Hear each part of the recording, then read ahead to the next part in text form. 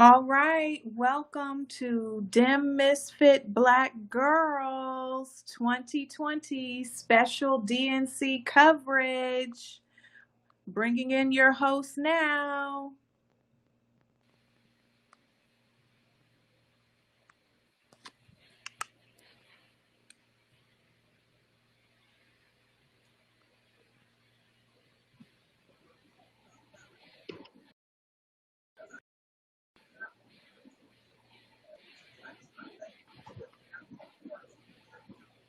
All right.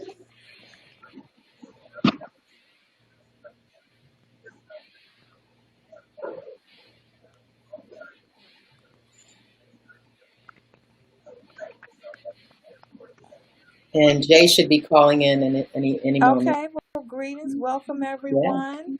we're back. What up? Welcome back. Thank you guys for tuning in to the second day of the DNC convention coverage from the Misfit Black Girls. The coverage and the commentary that you will not get on MSNBC. Yeah. And we're wearing our white this evening, celebrating the suffragettes. The Black suffragettes, the ones that you do not hear from very often. We're not talking about your Susan B. Anthony. We're talking about your Ida B. Wells and your Mary Terrell and a bunch of people you may not quite know. But we're going to talk about them throughout this evening and a bunch of other issues, including Black Lives Matter. And, you know, we're doing roll call. Tonight is DNC roll call. I was just listening in to the pre-show for the California Democratic Party where they just had Barbara Lee, and they just actually, before we just went live, Danny Glover was speaking, and Danny Glover was a national surrogate for Bernie Sanders. So shout out to Danny Glover for that. Mr. Mr. Lethal Weapon, not Die Hard. I caught myself, y'all don't judge me. But, you know, Mr. Glover is a very inspirational person. He fights for issues. He narrated a very good documentary that I think that everyone should watch called Power to Heal, because it displays the how important the civil rights movement played in the passage of Medicare.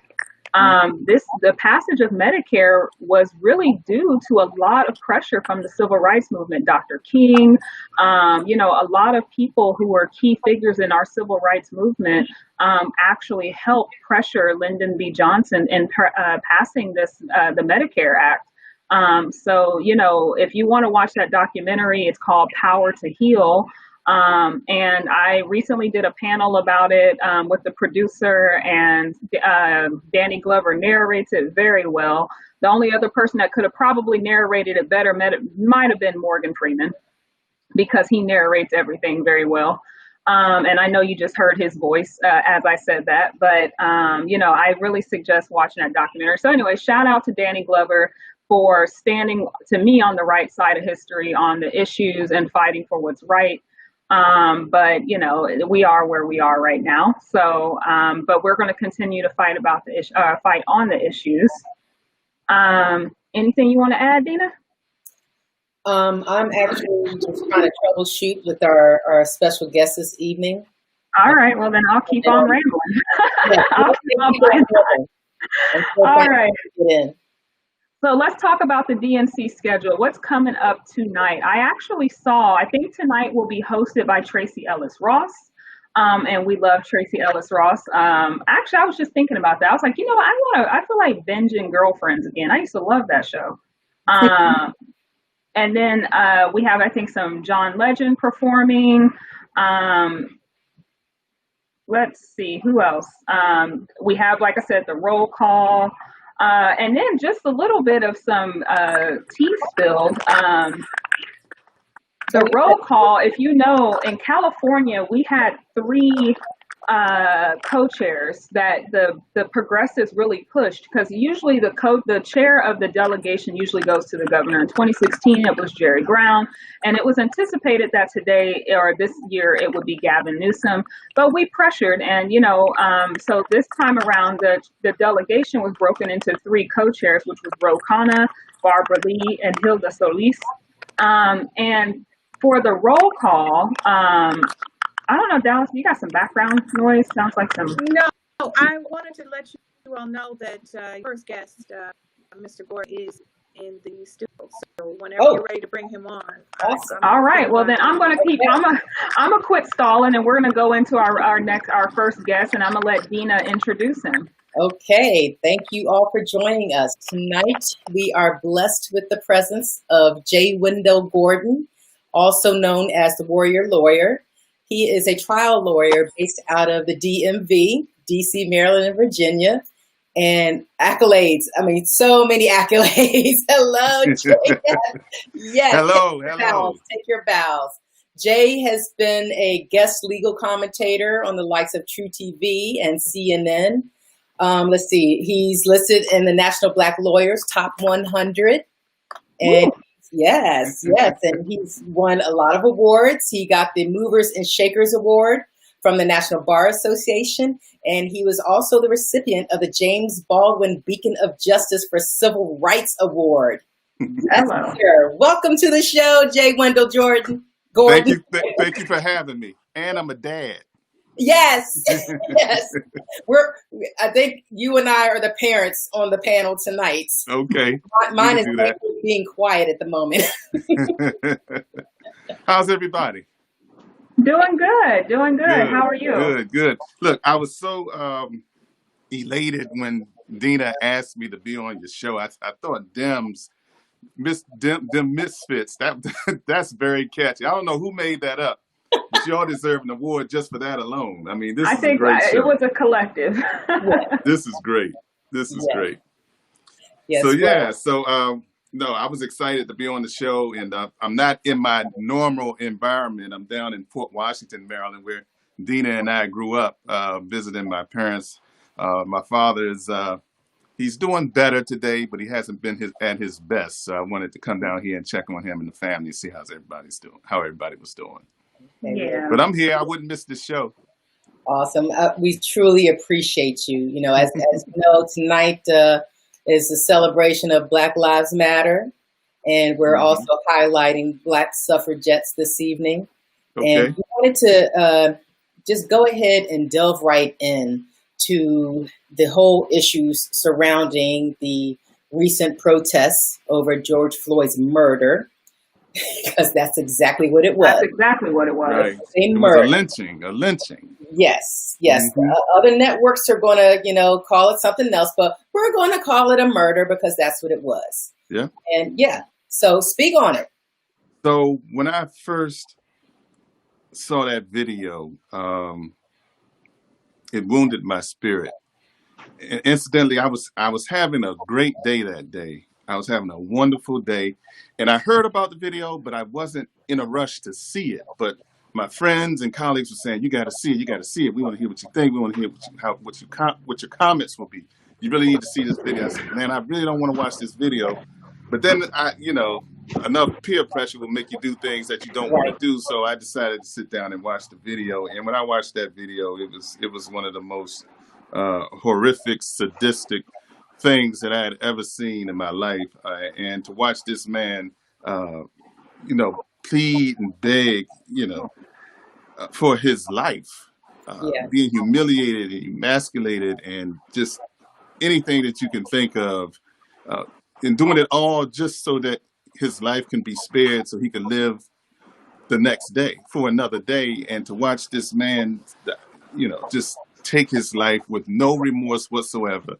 And then when he was finished, he took his gloves off and he went about his day like he had done something great for the day. Yeah. And it just made me feel really, really hurt, angry. I had all kinds of emotions because that officer wanted to make sure that he was dead. I mean, he wanted his soul to actually leave his body, and he wasn't going to stop until he got his kick out of that. And I distinctly remember Floyd actually, like the moment when that officer arrived on the scene, Floyd actually said out of his mouth, "They're going to kill me, man." He knew. Yeah. And sometimes we do get those premonitions, but it certainly shouldn't have gone down the way that it did. And so for all those other officers who just stood around and watched, when they're sworn to, uphold the Constitution and protect and serve, I think they're equally as wrong as he is, because they defended him in a way, because, the natural instincts of humans is to provide help to another human when he's suffering, especially at the hands of someone else. And those officers stood in the way. They intervened, and not only did they not help, but they prevented others from helping. And to me, that added the insult to the injury. So can I ask a question, since you're, a super lawyer, actually, a super lawyer? Okay, and I go there. So the officers who stood by and watched, like you said, are to me just as guilty, because you basically, watched this man commit a crime, and you are responsible for preventing that crime, even if it is your brother in blue. Right. So from the defense standpoint, how do you think that their attorneys are going to try to get them out? Even though we have video evidence of them sitting there just like this, chilling in the cut, watching this man's life slip from his body. From a defense standpoint, how do you think that they're going to try to run their defense to plead their innocence?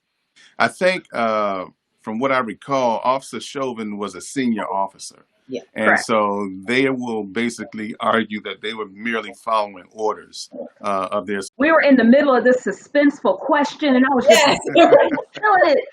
So, I mean, just to go back into it, you were talking about how they were defended. Yeah, the defendant, and how they're going to talk about how they were following the orders of their senior officer, and which to me, in Minnesota. I gave the Minnesotan accent. In Minnesota, I feel like, I don't feel like it will, depending on who's on that jury. Right. Will it be a jury trial or no? With police officers, I know. It's their choice. And if I was defending a police officer and I had a legitimate, colorable defense, I would probably go with a judge as opposed to a jury. But, it's Minnesota. So, it's one of those things. And I would make that decision at the last second. I want to see who's filing into the courtroom, see who I'm choosing from. If I don't like my pool, then and I like my judge, then I might do a judge trial. It just depends. It just depends. And that's not a decision that needs to be made a year in advance. You can make that decision the day of. An hour until, or even less. Yeah. But in Minnesota, it depends. I think it depends, because Minnesota is angry. So, yeah, and that's that public opinion pressure. So I guess that goes into another question from the legal defense or the legal standpoint. The power of the public opinion, I know, can sway decisions, because if there had not been an outrage, let's say if we did not get into the streets, and it all across the world, not just this country, the world, there were protests in Japan, there were protests in Australia. If I feel like if the public opinion had not created this uproar, then this would have just, it would have simmered down and died out just like any other. Are we still live? Like Dallas? Yeah. Oh, okay.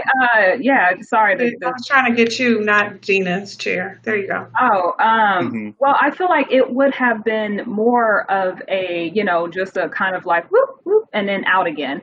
But now this is a conversation. So do you think that the public opinion, knowing that we will set fire to this country again, plays a role in how they're going to run this trial?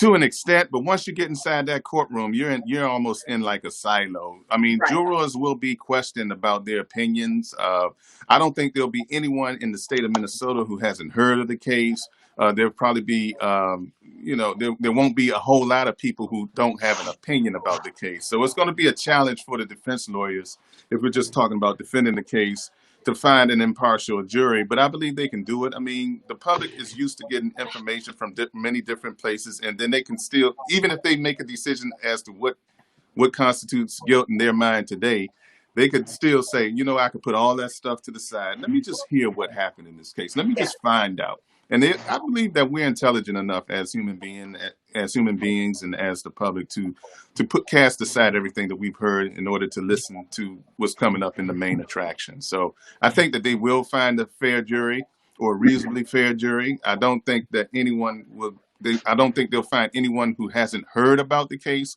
but I think that they will find enough people to put those feelings and emotions aside to make a decision based upon the facts and the evidence that comes out in that courtroom, as opposed to what they've heard in the court of public opinion. Yeah, I mean, I will say, Would you sit on the jury, or would they strike you? I think I could sit on the jury. I'm a Libra, so balance and democracy and diplomacy is what I do. I would definitely sit on the jury. And, I have had experience working side by side with the police as an EMT. So I definitely know, the backside, the background and all that stuff that, and so I think I could definitely sit on that jury. But my other question is now going to go to the prosecution standpoint. The thing about prosecuting cops, and like I said, coming from knowing the back end, end of this, I know that pressure that poor prosecutor is going to have, from the police and from the unions and from maybe even some superiors in their own, in their own office, about prosecuting and somehow maybe even pushing to make this case go away. And so from the prosecution standpoint, how do you think that you would handle this case? I've never been well, that's not true. When I was in law school, I do think that they do sort of succumb to some of the pressure, because I think what we all saw on TV was arguably a first-degree murder case, but he wasn't charged with first-degree murder. So I think that has a lot to do with how them trying to make sure that they win the case, as opposed to doing what justice would require them to do had this case been like any other. But in terms of the pressure that they go through, I really don't care much about prosecutors and what they have to do their job. They have a job to do, and they should be looking to do justice.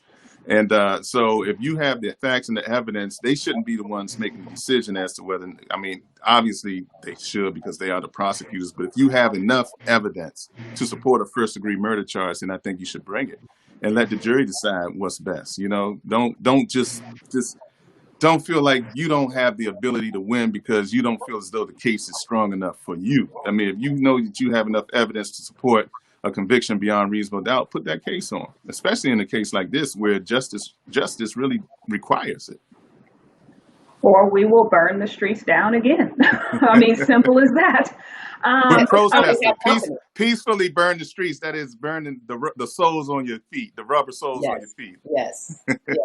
Peacefully. So let's change. I just want to go from George Floyd to Breonna Taylor.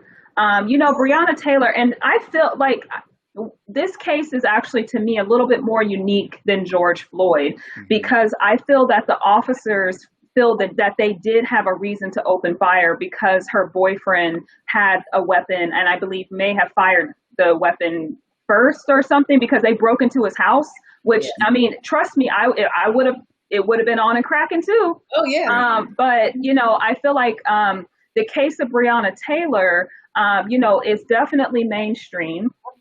But, those officers, I feel like, have a little bit stronger defense than the George Floyd officers, because they're going to say, well, someone fired at us. But what about this no-knock warrant? And I'll be honest, I really didn't know much about this no-knock warrant nonsense until this case came up into the mainstream. So can you give a little bit, can you explain a no-knock warrant a little bit? Basically, if you feel as though the people you're about to execute a warrant upon are armed and dangerous, then you would ask the judge for a no-knock warrant. But in this case, it's going to fall, again, jury questions. When you have an issue of fact that is in controversy or dispute, those questions go to the jury. So, you say he had a gun in his house and he fired on him, and he's saying that, I thought somebody was breaking in. Okay, boom, you got two sets of facts here. Send it to the jury. So, that case may not be as easy, but it too is worthy of a forensic examination. And what I mean by that is of a trial, is worthy of a trial. So instead of, not allowing the system to run its course and let The people decide whether or not a crime has been committed, and keeping it close to your chest. Give it to the people. Let them decide what it was. There we are. That's all the people want. We just want the right to decide. So That's I right. think that from what I've been... And they don't know more than we do. They're not smarter than us. Yeah. And don't you ever believe that a judge or a lawyer is smarter than the ordinary person, because they are not. We are all ordinary people.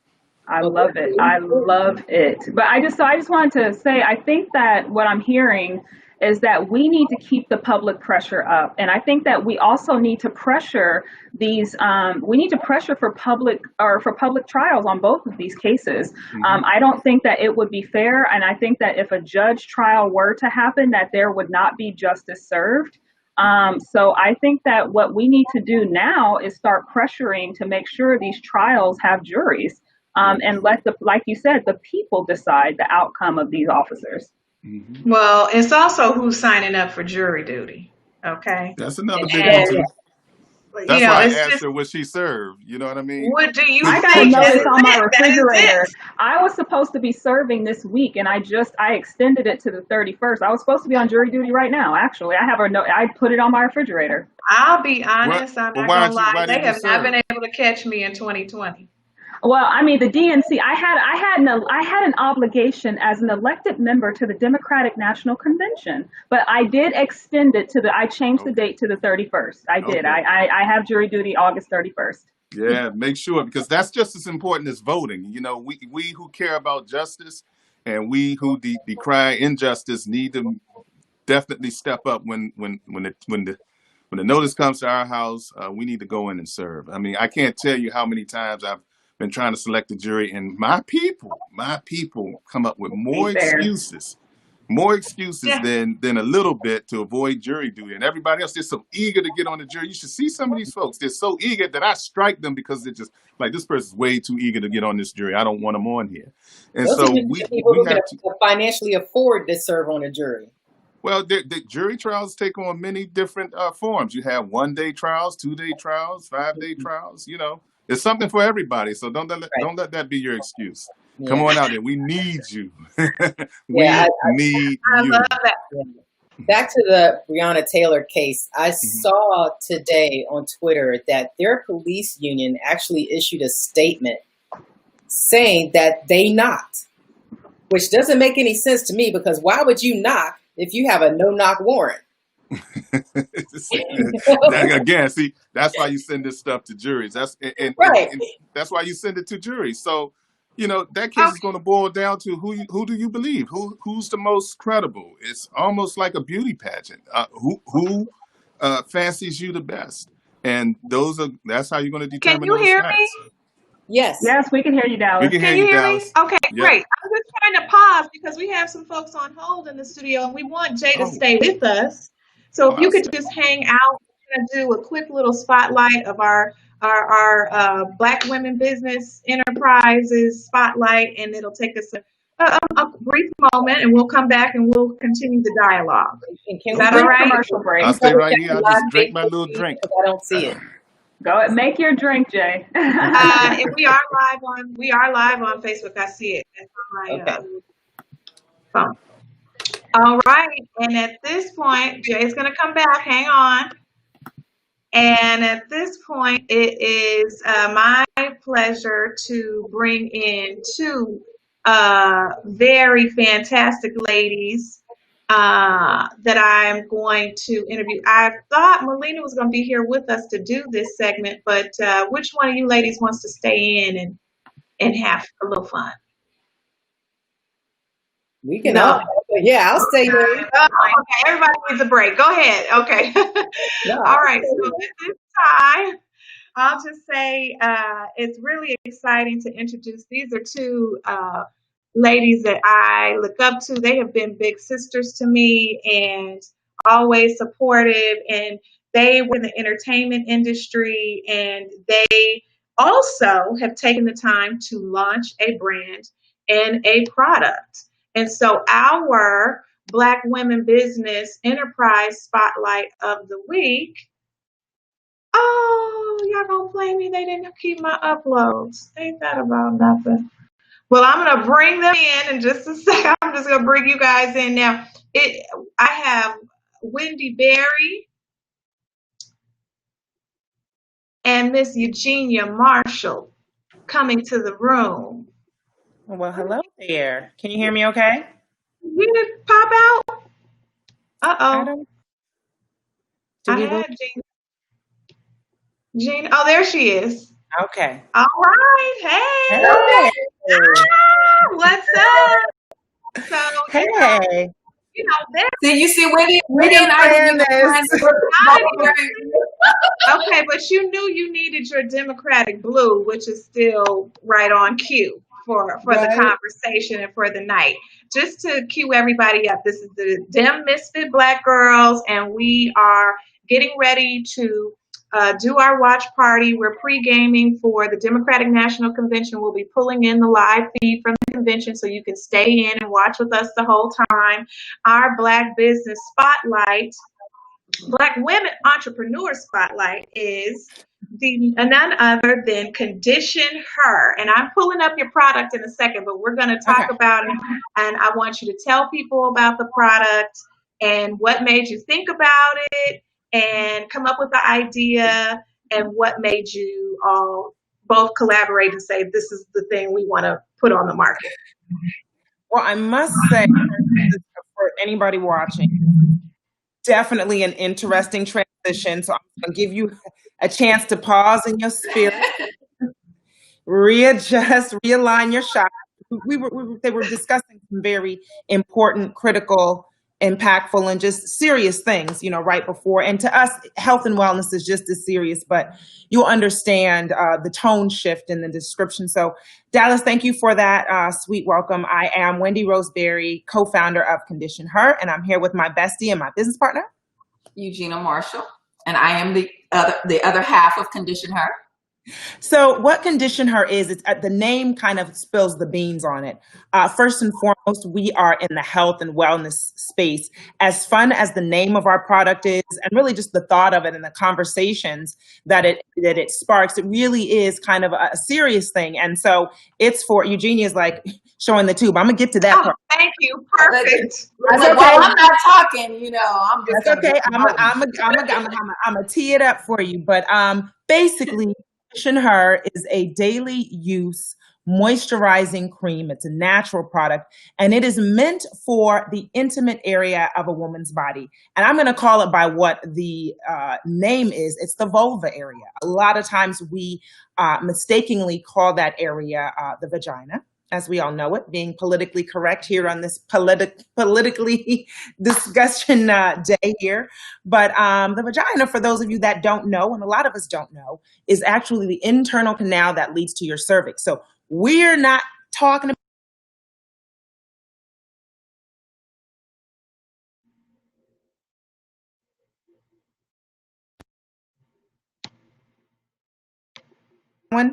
Okay. Sorry about that, ladies. We're live.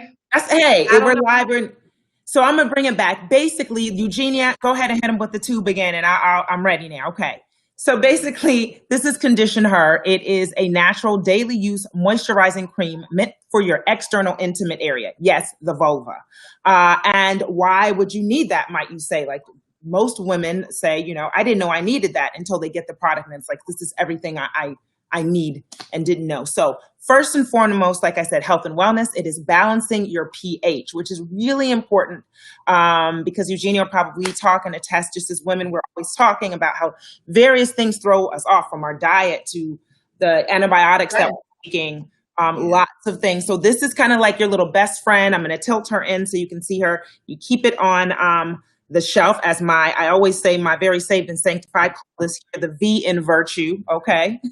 So basically, like I said, number one, balancing pH. Number two, it is fighting those annoying ingrowns that a lot of us deal with. And men, you kind of have underneath when you shave and you get the ingrowns here, but women, we experience that same in that area. And it's very annoying, especially when you're trying to keep her cute and keep her together. And then what was news to us is when women got the product, it relieves chafing. And there's some thick, beautiful sisters out there. That's our lovely product in our tube there. Yes. Finally, sorry, I'm bringing it in. It's okay for any of you that experience chafing. And Eugenia can go into some of the things of like that we've heard from people, especially after using the product. We have lots of great reviews on our site, and she can kind of tell you how we sell to consumers. G, I'm gonna hand it over. Yes, we are direct to consumer, and thank you, Dallas, for putting this up. You can find us at Instagram at Condition Her. During what's crazy is we actually have a little bit of a connection to everything that's going on in the world. When everything happened with George Floyd, we were actually thrown into the public eye, overnight, because people started to look for Black companies to support.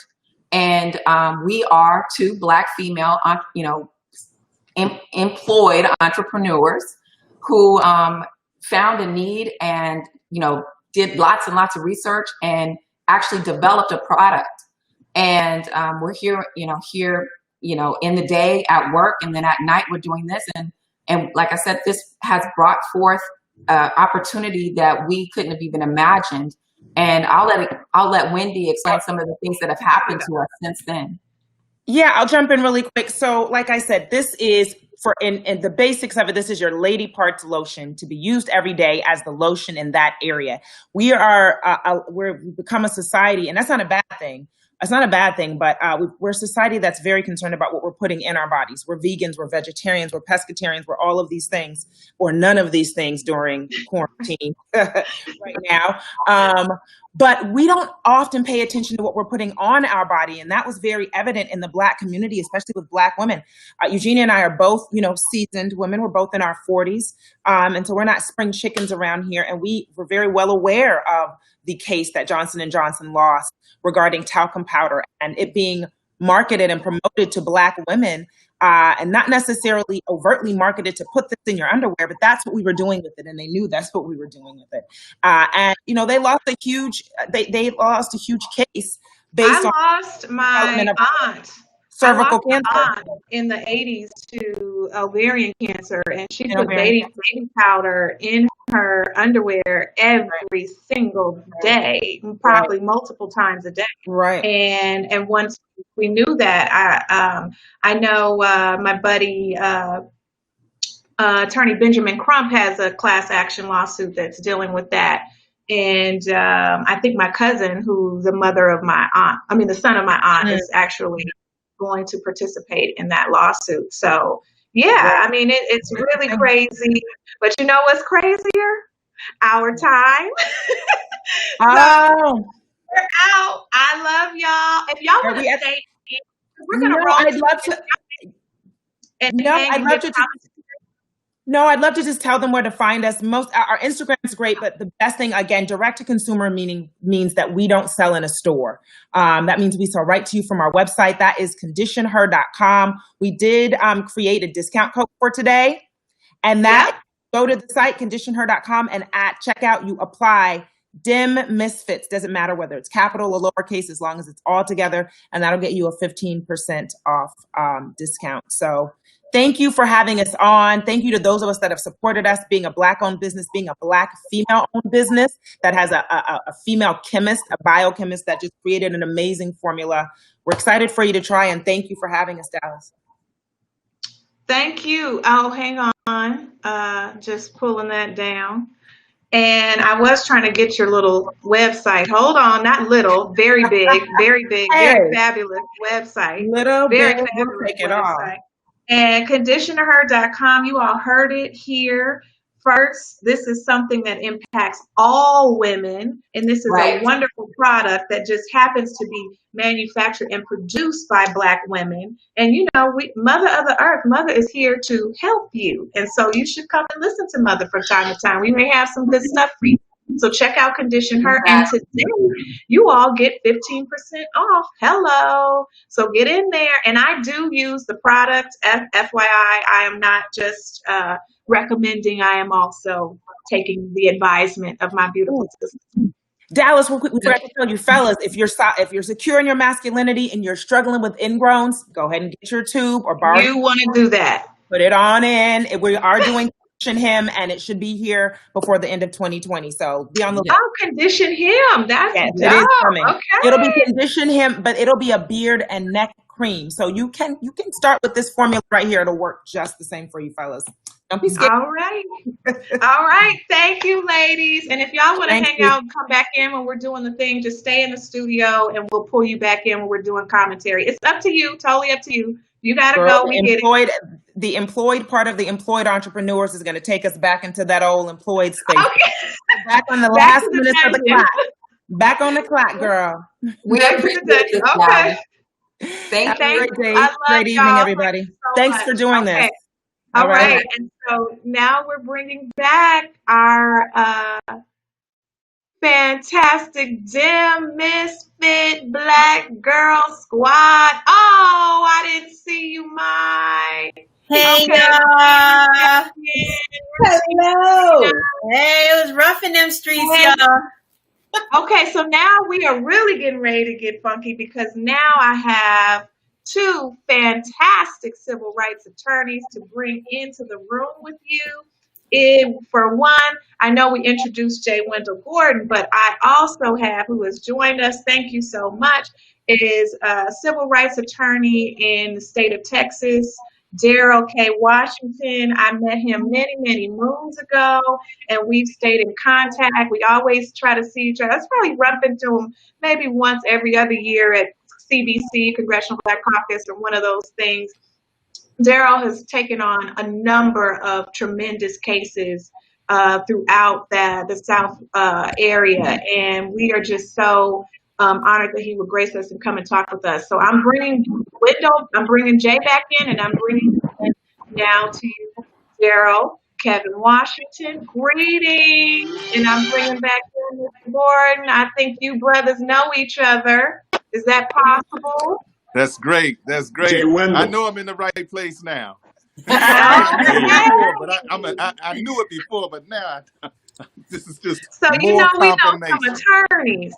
Yes, I know some attorneys now, some real ones. Good, because I'm ready to get into some real good trouble. So leave me your business card because I may need it.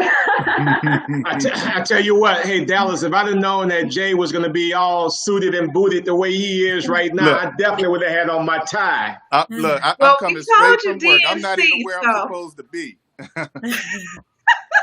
I'm where I need to be tonight. I'm doing something different. Thank you. So, Daryl, you had a recent case with a young man who was shot in the eye during a protest, or when? Can you tell me a little bit more about this story, because it was really interesting, and I wanted to hear more about where you were at.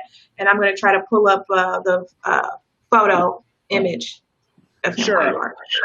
As you know, shortly after the George Floyd situation in Minnesota, people all throughout the country were protesting. Many people were having peaceful protests. During a Saturday afternoon, Brandon was out, not bothering anyone, peacefully protesting. There was really nothing going on at the moment. And at the moment of time, this police officer shot Brandon in the eye with a rubber bullet, which resulted in Brandon being blind in his left eye. So it's been a life-changing experience. Brandon was out protesting police brutality, and sadly, he became a victim of police brutality. We're currently in litigation right now, and we anticipate that it's going to be a very long process, but we do plan on getting Brandon justice.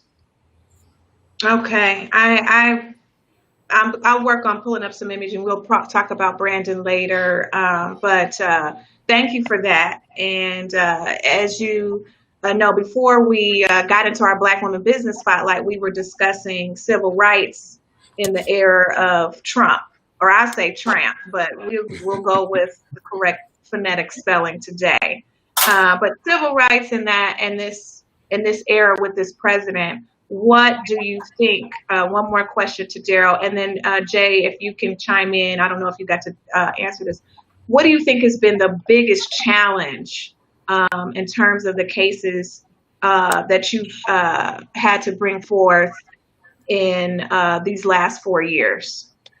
One of the things the impact of this presidency in the cases. Sure. One of the things, Dallas, we've been dealing with is the fact that our president or their president has the ability to make these appointments to the federal bench. 99.9% of our cases are tried in federal court. So as you know, these judges are being appointed by Trump. Trump is a strong advocate of police officers. He has made it very known that he supports officers.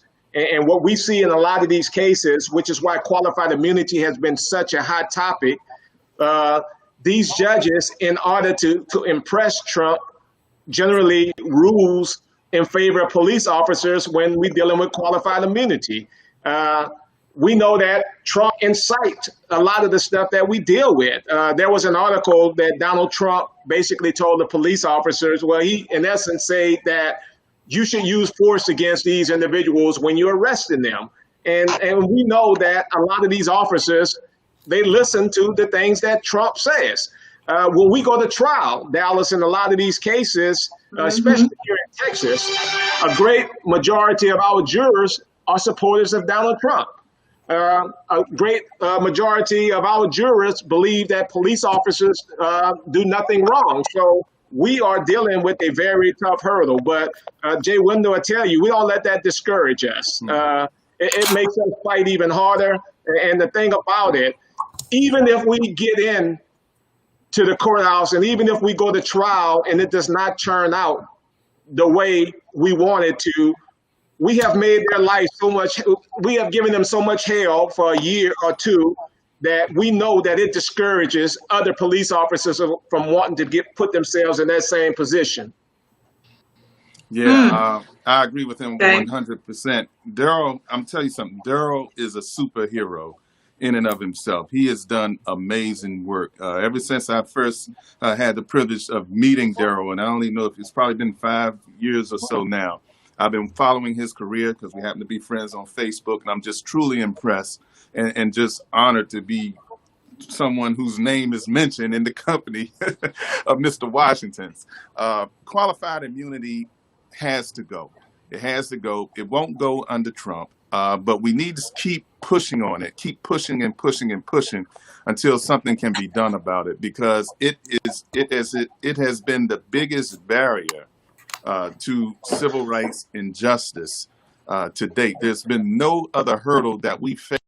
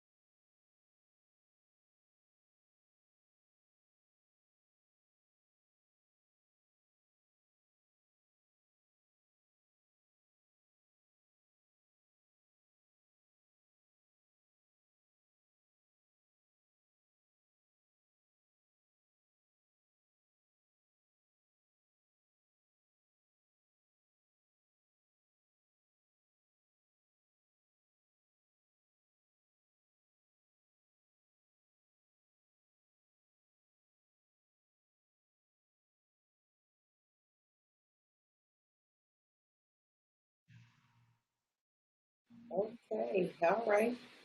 Here we go. We're back again. Hi, Carol. And we're back. Oh, so sorry. I moved to a studio to have Wi-Fi. This is conspiracy. This is a conspiracy. We still have Daryl and we still have Jay. Do we still have the guests and we're just missing Gina? Everybody's popping back in. We're still live. Too much last night. I'm like, what is going on? We can play Stevie Wonder. My name is Big Brother. Hello. Okay, I don't think Jay is back, but we are. I'm going to get ready to pull in the convention live feed too. So continue. I'm sorry, Daryl. It is what it is. It's the technical difficulties of. I know when the signal dropped, Daryl, you were pausing while being complimented by Jay, and Jay was getting ready to go into, I guess, the conversations about the question Dallas asked. The follow-up was, now that we're here, what do you guys think about how Trump has handled this, the policing versus policing with the public and the legal ramifications that we're even dealing with, be it judges moving forward with this election cycle, but really his last 4 years and the impact he's made in the justice system and policing and its impact on community. There we go. Yeah, I really think as Jay was talking earlier, everything really starts with Donald Trump. The problems that we have, I think you can directly tie it to Trump. All you have to do is look at the judicial appointments that he's been making and the rulings that these judges generally give. And it just tells you the issues that we're going to deal with when it comes to police brutality. So what you have now is a system that basically empowers police officers to really do what they want to and get away with it. We only know with the George Floyd case, had there not been a video, it would have been a totally different narrative. In most of these cases, had there not been a video, we know that it would have been totally different. So when these unarmed Black men and women are killed by police officers, well, we know we never can expect Donald Trump to come out and really say something that's going to calm down everyone. Right. And that's the thing that's most disheartening. I mean, you have a guy that really doesn't care about the Black community. He really doesn't care about fighting for justice at all. We know when the NFL players tried to take a stand, how Donald Trump felt about that. So I think it's not going to be until we get this guy out of office that we can at least start seeing some type of change. I totally agree. I mean, I just think that seems the imperative that we have right now as U.S. citizens, voters, registered voters, to get out, get registered. I do have a question. And Jay is ready to come back in. Well, I don't know. Do you all wait on Jay to come back? But he's ready backstage. We do have to start. So he is back. There he is. So you all can see it. You see the screen is there. So if something comes up that you all think we should be coming to, hey, Dallas. We'll do that. Dallas. Yeah. Before Jay Wendell gets started again, because I know Jay was, talking about our relationship, but I just want you guys to know that I have sat on a number of panels with Jay Wendell, and I have never been so impressed with a brother like I am with Jay Wendell. I mean, the brother is a fighter. He goes out there and he makes stuff happen. And every single time I see him post a video online and talking about the cases that he handled, it pumps me up because I know it is easy to go out and get a case that anyone, a first-year lawyer, can. But when I see a brother take on cases that looks like they're impossible, makes it possible, I mean, those are the type of things that really pump me up. So I tell him all the time, I give kudos to this brother because he's a bad boy, no doubt about it. Thank you. I have a question for That's both right. of you. Definitely mutual. It's coming. There's going to be another shooting. We know it is. Where do we go from this point? Who's For either one of Take it, Jay. either one of us? Yeah. Well, ahead, we're going to Jay. stay on the battlefield. I can tell you that. We're going to stay on the battlefield. We're going to continue to litigate. I'm going to continue to go to our state capitol and push for different types of legislation to address some of these issues. I'm going to stay in the chest of my elected officials to make sure that they're doing what they're required to do. And I'm going to continue to be out here making a lot of noise. I mean, we're going to agitate. We're going to litigate. We're going to legislate. We're going to use all the arrows in our quiver until we bring this giant down. And just to echo off of what Jay is saying, I'm gonna tell you this, Dallas. I know you just talked about how important it is for people to vote. It's equally important for our people to serve on juries. I can't tell you how many times we have prepared for years, getting ready for this trial, and the jury panel comes in. And I see brothers and sisters, and I'm saying, man, we might have a diverse jury. And then, you go there, and then the judge asks this one question: is there any reason why someone cannot serve on the jury? And I just put my head down, I start praying, and 99.9% of the time, it's us who are finding a way how not to serve on the jury. So we have great cases, but our people just don't want to serve on juries. And we need them to serve on juries to be back there when they are deliberating, fighting for these people. I mean, and it's just not the time when you're trying to get on the jury to talk about the fact that your uncle was shot 30 years ago, or that you hate police officers and, all this. You just eliminate yourself from the jury, and it just makes it hard for us. Right. Because perspective is very important. I mean, jurors come from all walks of life, and it's important that you have these different, just like you want to have them in your legislature, you definitely want to have them in your juries, because that's just a microcosm of our society. So you want all the voices at the table, women, men, African Americans, sometimes white, depending on who you represent. You want all the voices at the table. You don't want anyone excluded, and you want to make sure that you have enough of our voices in there in case there's some opposition to what we know is fair and just. We need somebody who can stand up and be that voice of courage and conviction and say, no, not on my watch, or we're going to do something, or we're going to stay here all night long, through the weekend, through next week, until we do what's right. Yeah. So basically, we need to have that movement to occupy the jury box. Okay. Yes, we need that's one to fight for. Blackify this jury box. We need to come up with a Black slogan. jurors matter. Yes. So very important. So very important. Yeah. Mm-hmm. Oh, thank you so much. We need to So, I think that was the biggest message. If there was nothing else, it's sign up for jury duty. And I was honest. They haven't been able to catch me all 2020. And but I am busy working on a lot of other stuff. But I know this is critical.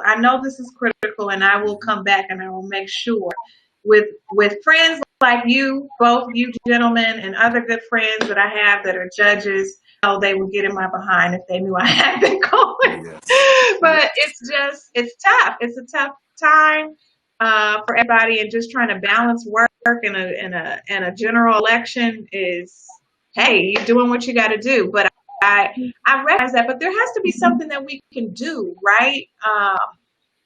In terms of the payment, particularly for federal trial. What is the difference? Because I know it depends county, local, state, local trials.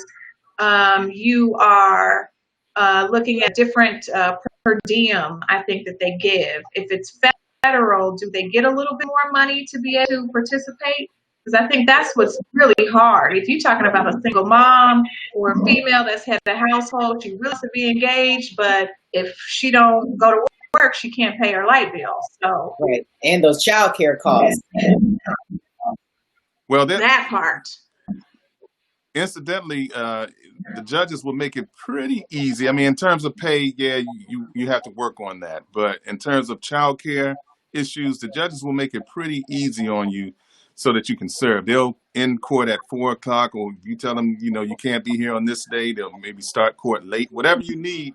A lot of times they will work around your schedule. Now, we have to make some sacrifices as citizens.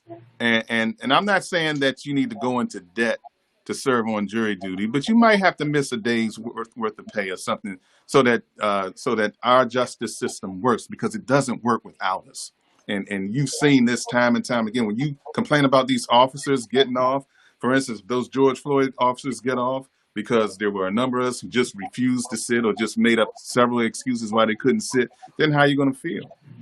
I mean, well, I would imagine in a high-profile case, like a George Floyd case. I mean, I said I would imagine in a high-profile case, George Floyd case, there's a lot of pressure, and that's not going to be one of those 2-day things. So I mean, you may even get a sequestered jury, right, in a situation like that. Or well, I don't think it's let me know your thoughts. I just don't think it's going to be that difficult if they go for a jury trial at all. I just don't think so. And like I said, all jury trials don't last all week. Some of them last a day. You could do the car accident that happened down the street from you. You know what I mean? Some of them you can get in and get out. Yeah. Just, serve. You know what I mean? Yeah. Serve. You have to make a sacrifice for something sometimes.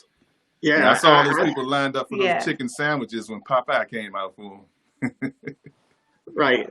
And people don't understand. I still have a question of what they were putting in them sandwiches. What you say, Daryl? No, I mean, the thing is, so many of my clients, it's an eye opener to them when they get an opportunity to participate in voir dire. When we have them turn that chair around, and when they look at the jury and they see the excuses that people are making not to serve, understand, they start hearing some of the same excuses that they made. Mm-hmm. And you're right. I think the compensation is an issue. I always say, service is the price that you pay for the space that you occupy on this earth. So, serving on the jury is just one of the things. That's just one of the things you have to do. And as I tell people all the time, what is more powerful than having the opportunity to enforce the Constitution? And that's how you try to leave it with the juror. And I just think a lot of it comes from education. And we're going to have to get to these Black churches. We're going to have to get to these schools, and we're going to have to educate people early on the importance of serving on the jury, because honestly, some people just don't know. And, so they just need to know. We like to talk a lot. So Dallas, if I was asked a room of 10 people, right, in the courtroom, I'd say, how many of you all think that the officer that killed George Floyd is guilty? Well, if I have 10 Black people in there, I guarantee you at least 8 of them going to raise their hand. I mean, so those are the things they have to know, how not to always volunteer information, because give us an opportunity to make a batson challenge. Don't just eliminate yourself on your own. Let us, fight for you. And that's the thing. I know Jay and I are always trying to rehabilitate somebody because they just say something crazy. Sometimes they're just gone. Sometimes there ain't no bringing them back. So the voir dire process, tell them what the voir dire process is, Daryl, because I know they probably don't know. And the batson challenge. The voir dire process is when you're asked, in Maryland, you're asked a number of questions. The voir dire means basically to tell the truth, and you're asked a number of questions to ferret out your bias. So we'll have questions, such as Daryl just mentioned. How do you feel about this? How do you feel about that? That sort of thing. And can you be fair?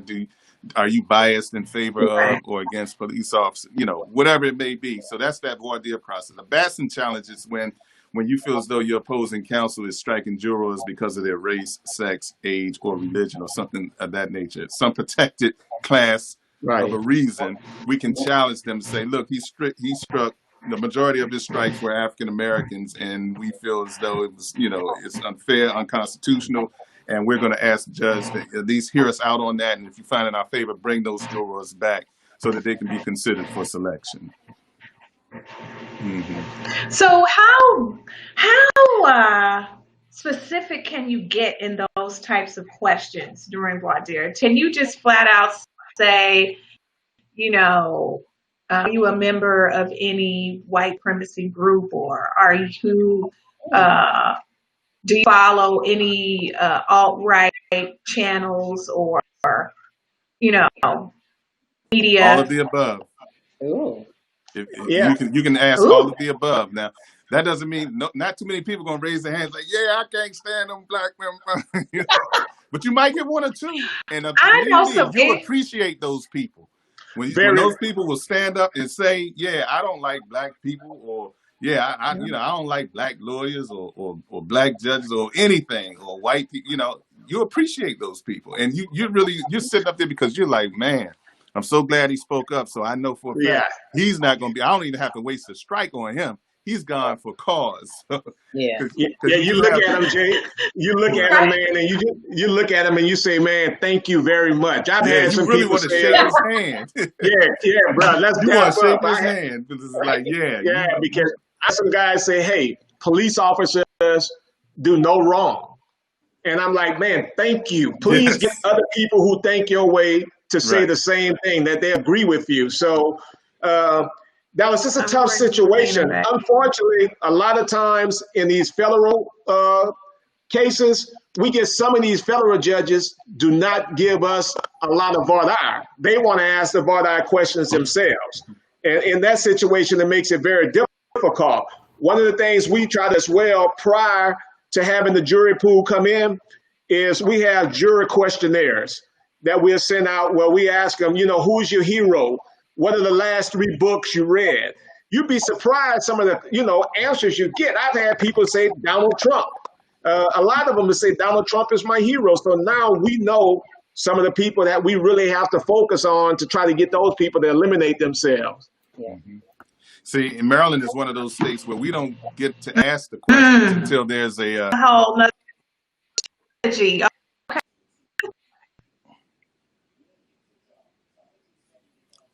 Are we frozen? Yeah. I was saying Maryland is one of those states where we don't get a chance to ask the questions. The judge asks the questions, and we can ask follow-up questions at the bench. Right. Yeah, they try to limit it sometimes, Jay, because we can use voir dire as an opening statement. Oh, really? Yeah. We'll try to do that, Okay. Wow. Did we lose Dallas? I can see how Dallas. That can you can kind of finesse, huh? What's that? So well, I've been watching this DNC. We're supposed to pull this DNC feed in, but we really don't want you all to leave us, because I feel like we're getting some good lawyerly advice here, advisement. Right. And I want to make sure questions from the chat.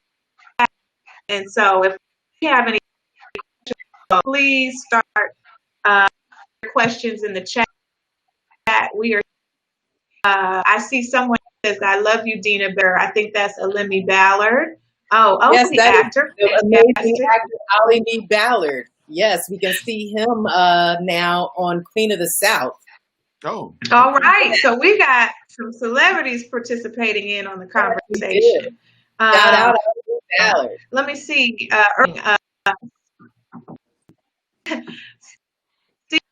Steve. Dallas must be on Wi-Fi or something. She is. Well, I am too. Yeah, she froze. She froze on us. She's trying to talk about early voting. Yeah, we definitely have to do that. Get our ballots. Oh, we lost the host? Well, while you're here, all got lost. I thought you all could hear me. No, we couldn't. I'm so sorry. I thought you all could hear me. Okay, are we clear now? I think we are. Mm-hmm. Yeah. Okay, shoot, lost my train of thought and everything. I came to this studio to get better Wi-Fi than I had. Yes. It just happens, you know. Broadband in South LA is That's another issue that we're going to have to touch on is the inequities in services like that in Black communities. Right. Mm. Right. But we often get taxed the most, you know, our bill, you know, and then if you can't afford your bill, you're paying a late fee. So they're always getting extra money from you every month. But I think in our case, it's a heat wave. And so all the Wi-Fi has kind of been acting up all over LA this week. So, let me pull back in. Dim, we were watching. Let's pull them back in. Dallas, what you consider a heat wave? 80 degrees? No, we're talking 100 now. No, we are a desert now. Yeah. Our rolling blackouts, like once you get over 90, they start coming. Yeah. I actually wanted to ask you guys, what did you think? The question just left my mind. I'm having my own rolling blackout. What happened? Oh, there we go. We got the. I was gonna say, let's put in a little bit of this for a quick second. The Kennedys are talking about, or who this is. Okay, here's what they have to say. Really quick. They were in 1960. We need a leader who believes America's days are yet to come. We need Joe Biden. I've admired Joe Biden since I was a Senate intern in 1974. He shared my Uncle Teddy's commitment to civil rights, women's rights, and working families. He was a senator who cared, who led, who inspired. That's why I helped choose him to be Barack Obama's running mate in 2008. When I was U.S. ambassador to Japan, I got to see Vice President Biden in action. He stepped off Air Force Two wearing his aviator glasses and a big smile, radiating American optimism and generosity. I saw a leader who was tough but fair, who commanded the trust and respect of other nations, and who always put America's interests first. Joe Biden's lifetime of public service reflects his unwavering commitment to our highest ideals. It looks a lot like JFK. In this election, our future is on the ballot. For my generation, it will define the rest of our lives. We need to tackle climate change. We need to end systemic racial injustice. We need to make healthcare available for everybody, and we need to rebuild an economy that helps working families. We can do this. We can reach these new frontiers, but only with a president who asks what he can do for our country and what together we can do to build a better world. It's up to us. Let's get it done. Let's elect Joe Biden, the next president of the United States. Oh, they said they were going to say that together. It's a great pleasure for Jimmy and me to join you in celebrating our next president of the United States, so Joe far what Biden. I'm seeing in this We've is known that and admired Joe and Jill so for far many the years. theme Most recently, right now tonight, the first at on least tackling the demands faced 30 minutes by or the so more than 53 million is, unpaid caregivers in our country. they're making the pitch. Who are They're drug really work making them and for other Joe family Biden. responsibilities, And they've been and showing putting their own governors physical and mental around the health state, and well-being around the at country. risk. Who knows If well, we don't have a governor, I saw they the showed sorrows Stacey and Abrams, so we don't have a family governor in caregiver. Georgia, From but Joe's time they showed as a young Stacey widower, giving thrust her into pitch single for Joe, parenthood with a which demanding I job, thought that was great that he they and didn't leave Jill her caring out. for their own parents and their son Bo at the end of their lives. I'm going to put this back He on knows mute because caregiving is hard. the Joe On a pitch, good and day. here we're Jill going and to I vote. also know the challenge. Right, because I actually have a. So Dallas, you're in Georgia? Huh? Dallas is in Georgia? I'm in Los Angeles. No. I'm in LA. I'm in Los Okay. Angeles. I thought you said So, something about y'all really don't have a governor. Yeah. You thought that's Georgia. Oh, okay. No, You mean in you all is Georgia, when I said we, I meant Democrats don't have a governor. Gotcha. Right. Right. I was about to say, what the hell? I know No, you didn't give up California. Since we were talking about the whole issue with police violence with Black people, I'm sure that there are people in our audience who actually could use some real solid advice on what to do in situations when they are pulled over or they're encountering law enforcement and how to handle it. I think that everybody has a cell phone. And on your cell phone, you can not only video record, but you can also audio record. I think people should get used to practicing hitting that audio record button. And even if they're afraid to pull out a phone and start videotaping, if it's a stop, as soon as you see the blue lights in your rear view mirror, hit that audio record button. You can set it in the middle of your console. You can put it in your jacket pocket. I mean, those things record excellently. You have the right to record the police in the performance of their public duties. And I would recommend that young people, anybody, if you're stopped by police, hit that audio record button. That serves two purposes. If you're a young person, you can take it home, share it with your parents, and you all can discuss what you did wrong and what you did right. If it comes to a point where you actually need it as evidence, you can bring it to somebody like me, your attorney, and we can review it and determine how we're going to use it, whether we're going to use it to impeach, whether we're going to use it for substantive evidence. But there is use for it. So everything doesn't have to always be video recorded. You can audio record, and please do it because it is the best record. It takes about 3 people to overcome the testimony of a police officer. I mean, one-on-one police officers probably get you every time in the court. Every time.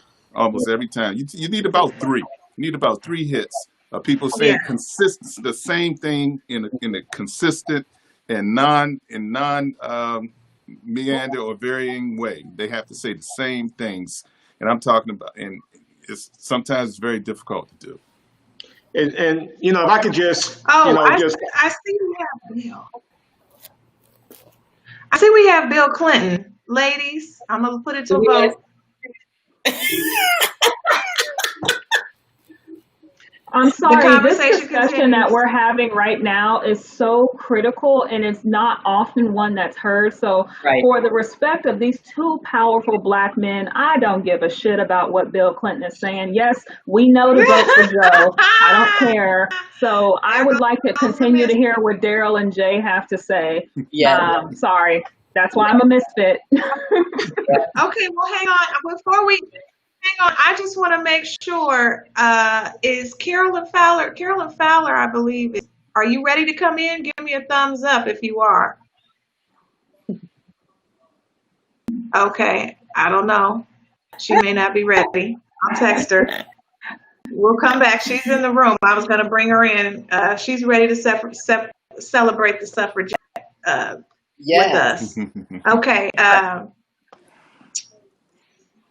Ask your question, Gina. Sorry. No, I didn't have a question. I just was voting against bringing Bill Clinton to the mainstream. We're having a very critical conversation to our the Black Lives Matter movement, but Black rights. You're saying that it takes at least 3 very consistent testimonies to overcome the voice of one police officer. So right now, I'm already outnumbered 3 to 1. If I say, well, that police officer sexually harassed me, or he told me to get out of, he tells me to get out of my vehicle, and I'm a smart mouth if you haven't noticed. So I'll be like, officer, under what probable cause do I have to exit my vehicle?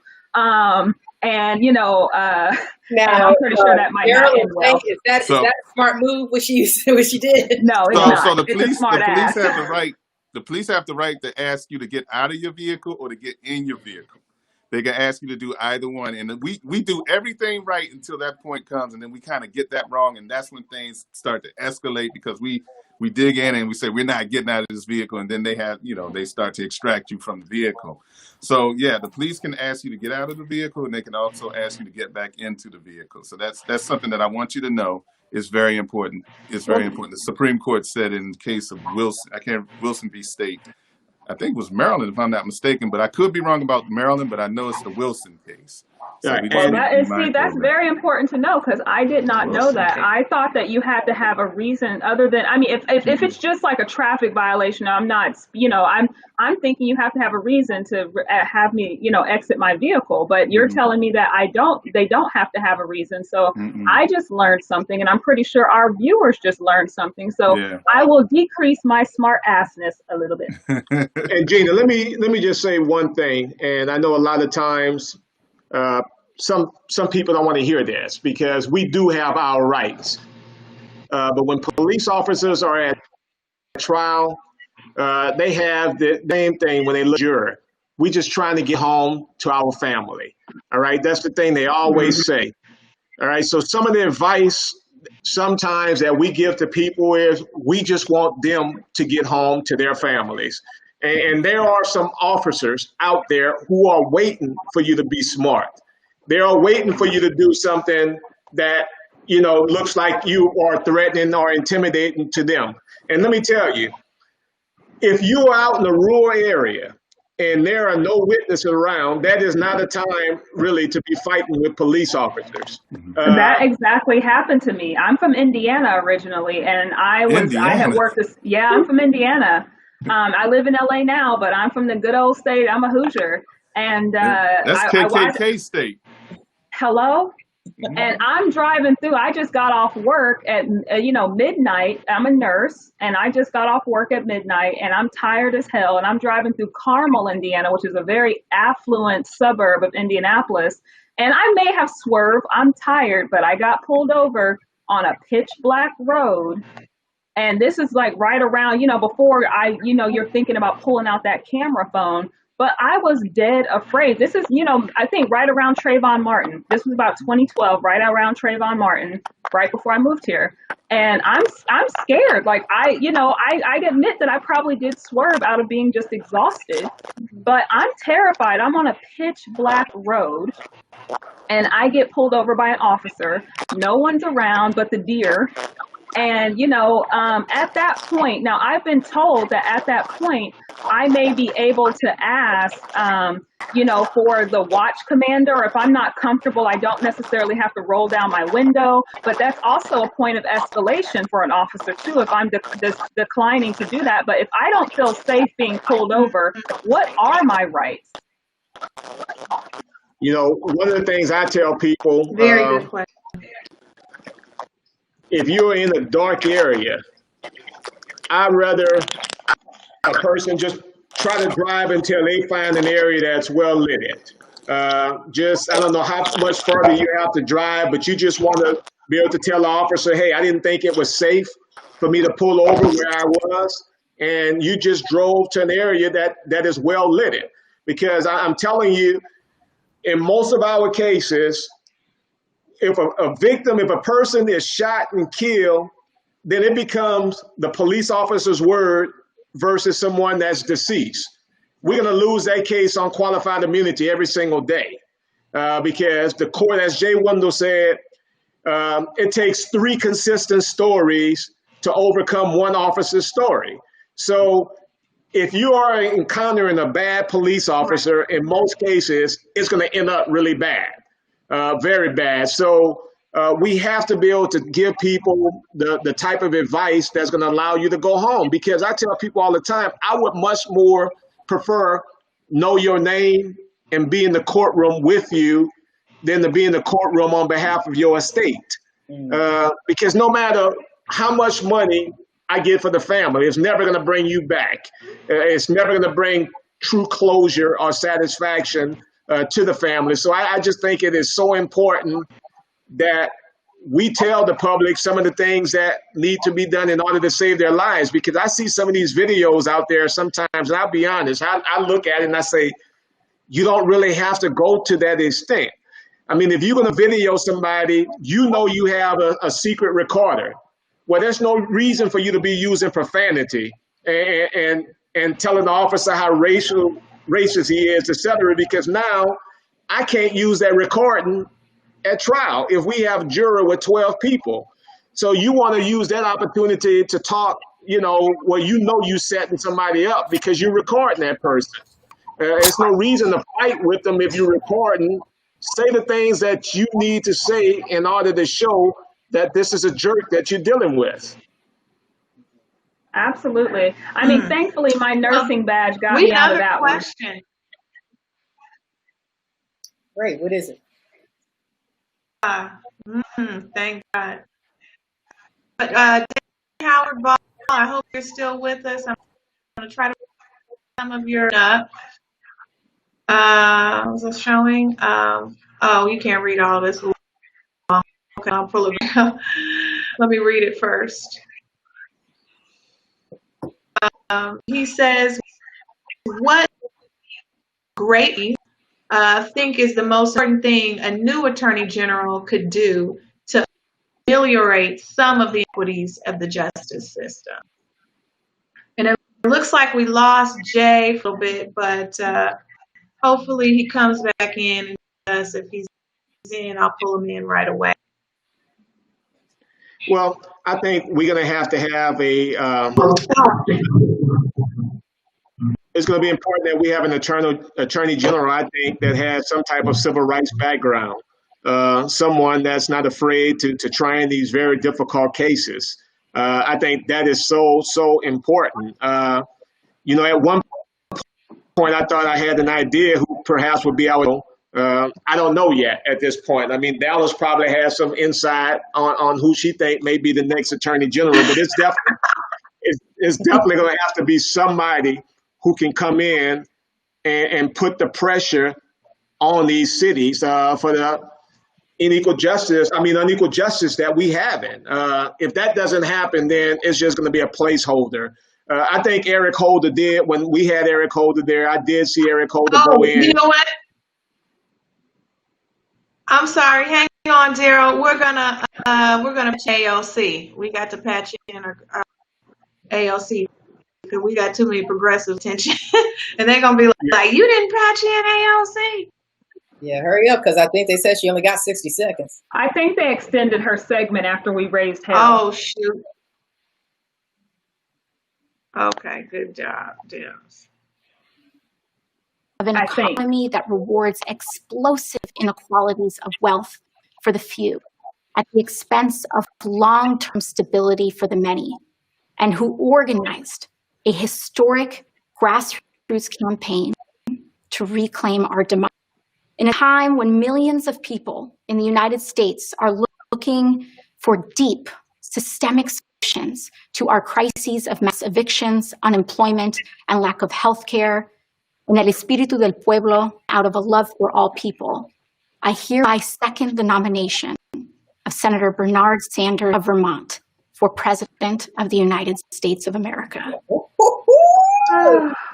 Thank you, King and Representative Cortez. We now turn to nominating and seconding. We're going through roll call. Biden. In a moment, we'll hear from Senator Chris Coons, who holds the Delaware Senate seat once held by the Vice President, and Representative Lisa Blunt Rochester, my colleague in the House. But first, we'll hear from Jacqueline Asby, a working American who met Joe Biden in a most unexpected place. Still the elevator where she worked. Hold on her and come back to this. Oh, she's black. Do you want to go back? Sorry, guys. Or do you want to keep America? Sorry, guys. So, I mean, Daryl, how do you feel about, ideally, my attorney general pick was going to be Kamala, but now she's vice president. Going to speak that, hopefully. Yeah, I think that's the case for a lot of people. Yeah, I had her on my bingo card as attorney general. Even though I'm just going to put it out there. I thought, Sanders Harris could have been a good senators too. And even sometimes they're vice president at the supermarket, at a church festival, out in their community. Joe fights for us. Go ahead. But so, I mean, when it comes to attorney general, I'm a nurse. Legal is not my thing. But when it comes to attorney general, I do think that it is very important to have a Black attorney general at this point in time in history. Would you like the job? Because I'm over here petitioning Biden, so I could put you or Daryl in the pool. I'm over here petitioning Biden for a date for ice cream so we could talk about Medicare for all. So I could throw in attorney general too. Why don't you do it? What I would do. I would do that. I would do. You would do attorney general. I wouldn't do state's attorney or district attorney, but I would do attorney general. All right. Well, I'm petitioning because. Oh.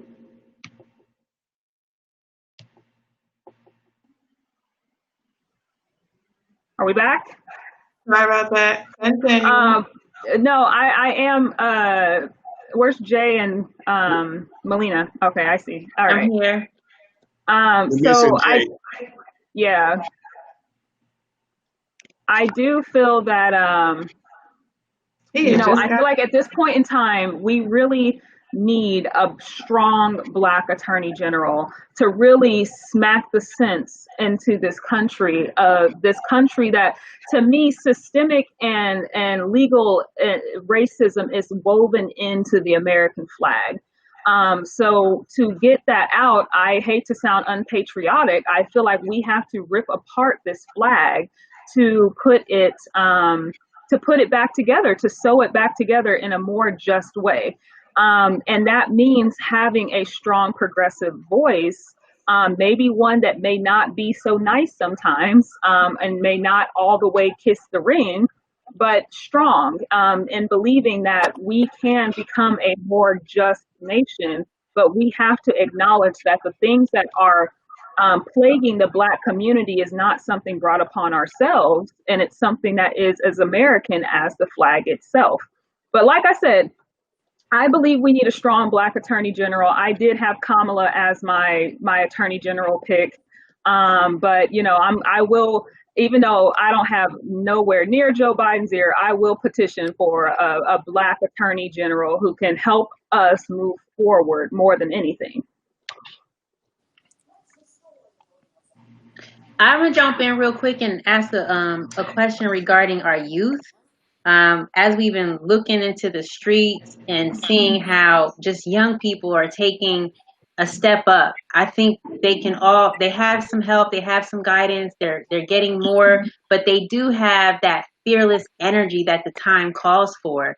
I know some of the things that I've been hearing from young people is ideas and ways of feeling assured when they're in the streets protesting, or if they get arrested. We used to just have the talk, a lot of times mothers and fathers, they'll have the talk with their sons. And now I'm seeing that with all the abuses and injustice going on with Black youth, Black girls have to have the talk too. But coming from you, two Black men working in law, and it sounds like the courtrooms that y'all work in have two different setups and two different ways of hearing cases.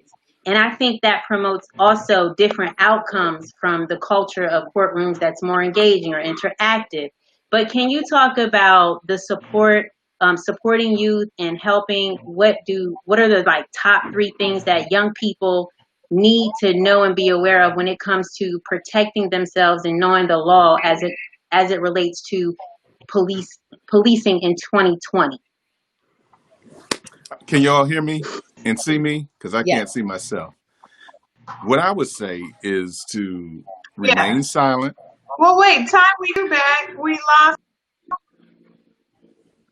Dang, we lost Daryl. Yeah. I would say to remain silent. Yeah, it's okay. To demand counsel.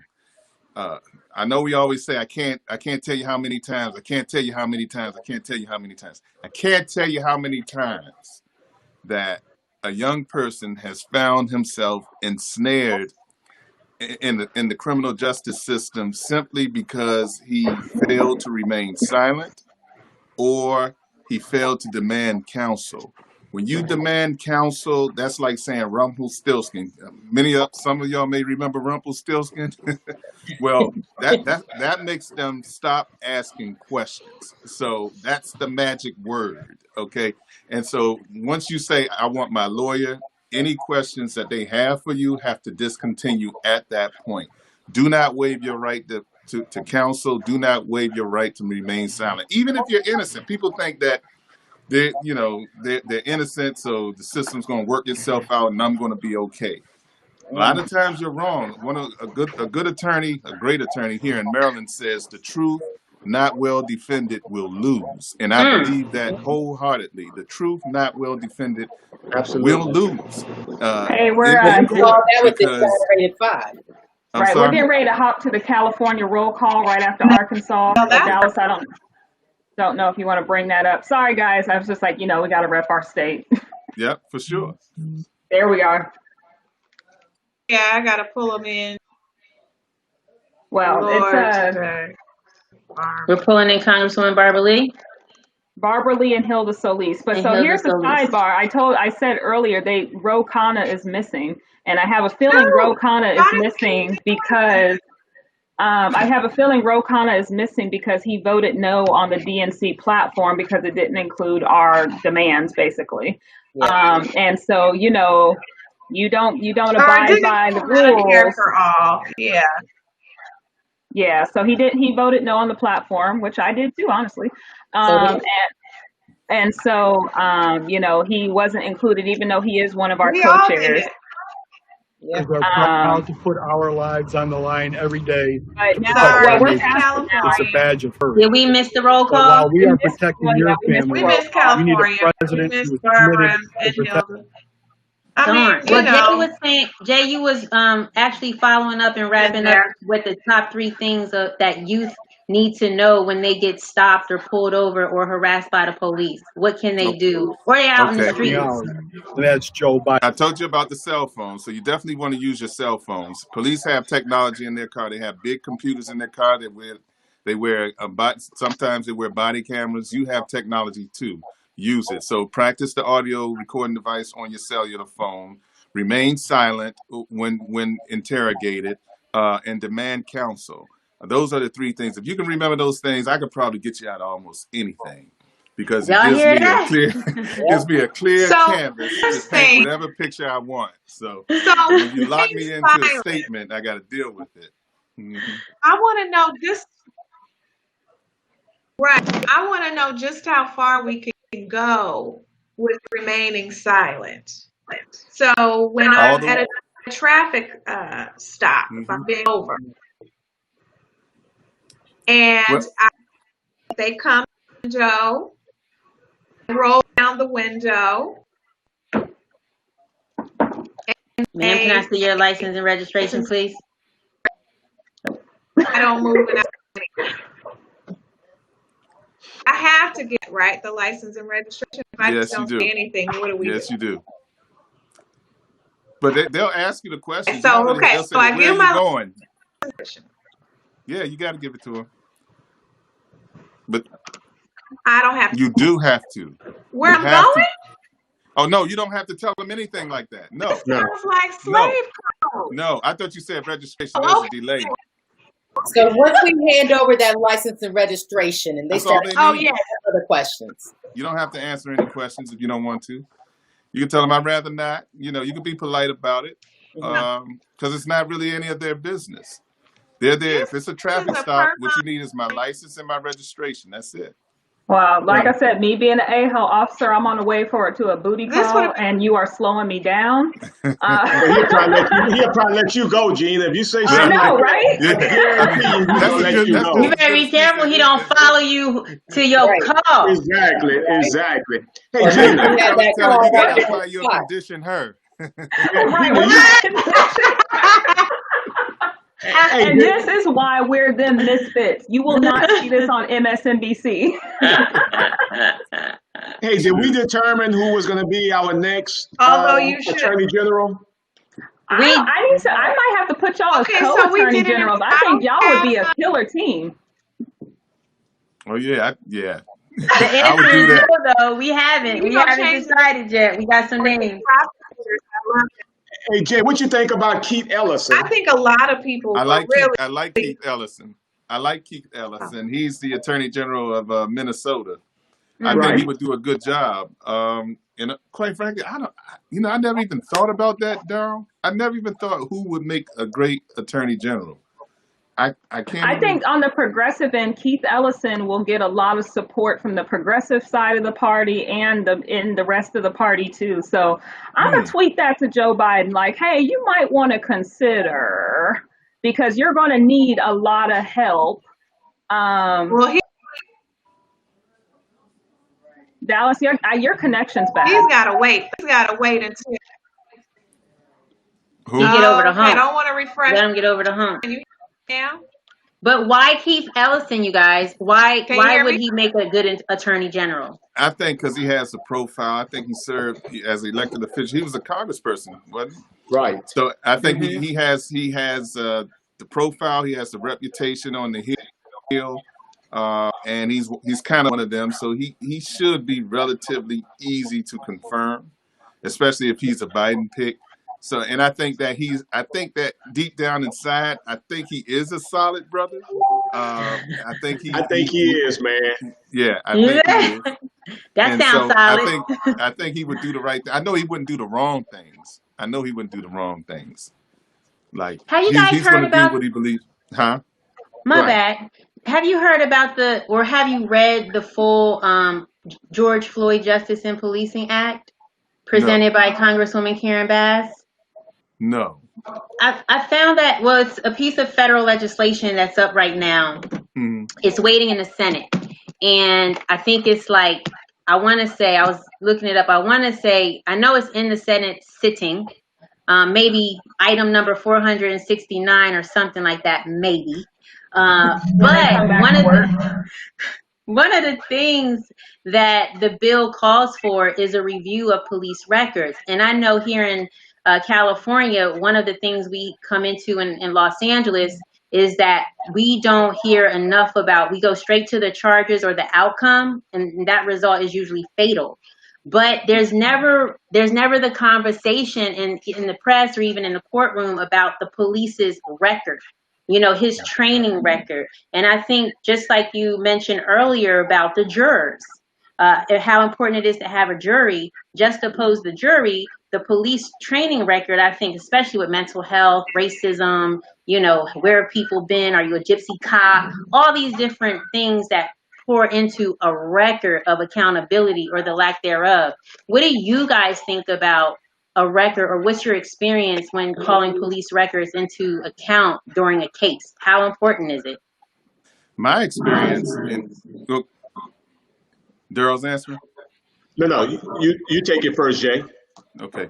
My experience is that when you have a record of an officer who has facts sustained in certain areas, you are entitled to that information. And we make requests for that information. We get it in Maryland if you have facts sustained. That is, you can only use it when the facts have been sustained against the police officer. You may, in fact, Marilyn Mosby is our district attorney, as you all call him, or our state's attorney in Baltimore City. Marilyn Mosby has been very good about turning over the records of police officers. A lot of times we'll go through their records and they have a lot of complaints, but their complaints are dismissed. We can't use it. We can't even, we can barely use it to impeach him. I mean, we could, I guess, go find the victim and bring them into court to try to attack his credibility. But if the facts aren't sustained and if it's not relevant to our case, we really can't use it. Right. In fact, I did use one in a civil case. I did use it in a civil case, but I have yet to use it in a criminal case where it really did some good. Yeah, and I tell you, I've had a lot of cases, Jay, man, where these officers have had, charges against them sustained. And I have fought so very hard for the judge to allow that to come into trial. And I have never had a trial where they have allowed that to come in. But on the other hand, everything about the victim comes in. They can talk about the fact that this person used drugs, this person was arrested this amount of time. All of that comes in. So now I'm at trial, and let me tell you how most jurors probably think. They're like, well, if he's not saying anything bad about the officer, that must mean that the officer has not done anything wrong.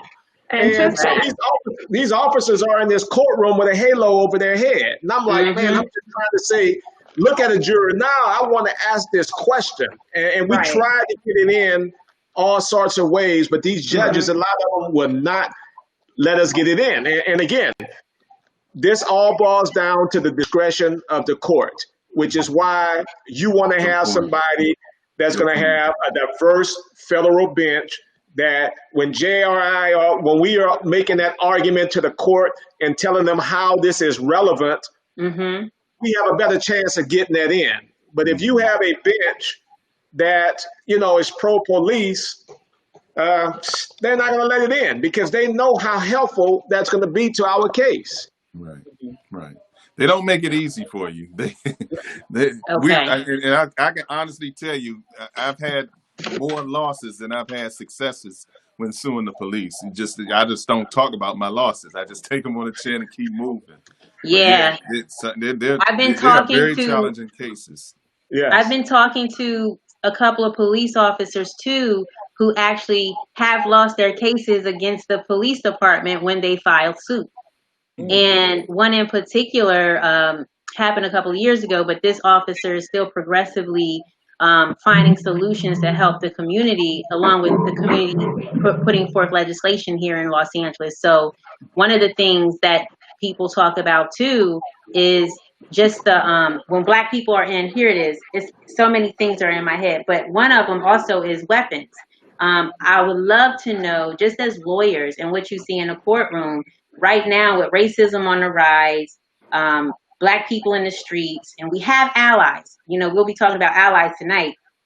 We have our white allies, but if you have a Black man or woman appearing in a courtroom legally carrying a firearm, but they're they may be using the fact that they have a concealed weapon against them. Do you think that juries, when it's not us in the jury box, do you think we get penalized because of our race for legally carrying a firearm? Is there discrimination in that? And if so, how should we proceed as citizens in this country with protecting our Second Amendment rights, especially during a time where racism is high? I'll let Daryl go. I have my response. That's you gotta understand that you guys are on the left coast and we're here on the right coast. I know. So our gun laws are a little different. Like in Maryland, our gun laws are strict. We have some of the strictest gun laws in the country. So stricter than California, though? Answer that question, then I'll come back. I thought California had the strictest gun laws. Where we are, hell, you can't even. Still there? I'm here. I'm trying to process what Melina just said. You said I was trying to say it nicely based on what's on the streets right now. She's basically saying, are they? What happens with Black people? We just all gun up. Well, we already saw the result of being licensed to carry a weapon with Philando Castile. I'm just opening up the room. No, get your gun. Get your gun. If you need a gun, get a gun. That's what I say. I'm like, don't. No, I feel like we all should have a weapon. If you need it, get it, and if you just need it because for security, get it. But what I'm seeing and what people are experiencing, and I've been through gun safety training, all that great stuff. But what we're hearing and what I'm hearing too firsthand is that Black people are coming into problems buying guns and ammunition. And I think, I think we may be being profiled. I don't know. But I wanted to know, because you guys are lawyers and people are out in the streets protesting and protecting themselves peacefully. Mm-hmm. So I'm curious as to, when the peace is on the other side of the streets, or the lack thereof, what do we do? How do we, protect ourselves, and what does that look like in the courtroom when you have to defend it? The same way. You have the same rights as everybody else, and don't think for a minute that the rights that are in our law, that our laws prescribe, don't apply to you. Now, you're definitely gonna, if you get into a jam, you're gonna need a lawyer. And hopefully, not hopefully, but you should be able to prevail in the end. Like, I don't want anybody to be afraid to exercise their Second Amendment right. Absolutely. To own a weapon, because I don't own one, and I need y'all to protect me. But my friends have been pushing me very. They are really pushing me to get one. And I always said I never felt as though in my practice that I ever needed a gun. I mean, I've represented rapists, murderers, serial killers, you name it. I represent them all. And I never once felt like I needed a gun. And I still don't. But I think that now that everybody else is armed, that's what's up, Black men. I think I do too. So I probably will purchase one. Yeah, my dad was an avid gun collector and card-carrying member of the NRA. And one thing he used to always say to me is, you never need a gun until you actually need one. Yeah. The mic drop. Did the mic drop after Dina's comment? We're still live. But they're watching us again. The mic drop. You dropped the mic, Daryl. You say it's better to be caught with one than to be caught without. Oh, you never needed Daddy Dude, said. this Restream, Restream is discriminating, and this software has kicked us off more than I have ever been kicked off. I'm telling software. I'm like, I've been on Zoom calls 3-4 hours, all to not kicked off once, but here we are with Restream. Yeah, my friends have been really pushing me on this gun thing. I mean, the pressure is coming. It's really, it's almost palpable these days, where they are, they're starting these gun clubs. They're talking about how we can all go out and, go to the range together, train together. I mean, it's getting serious. I think it's important. I mean, self-defense is important just as anything else. And if that's just I think guns or weapons are tools, but they're just as equally important, especially during this time.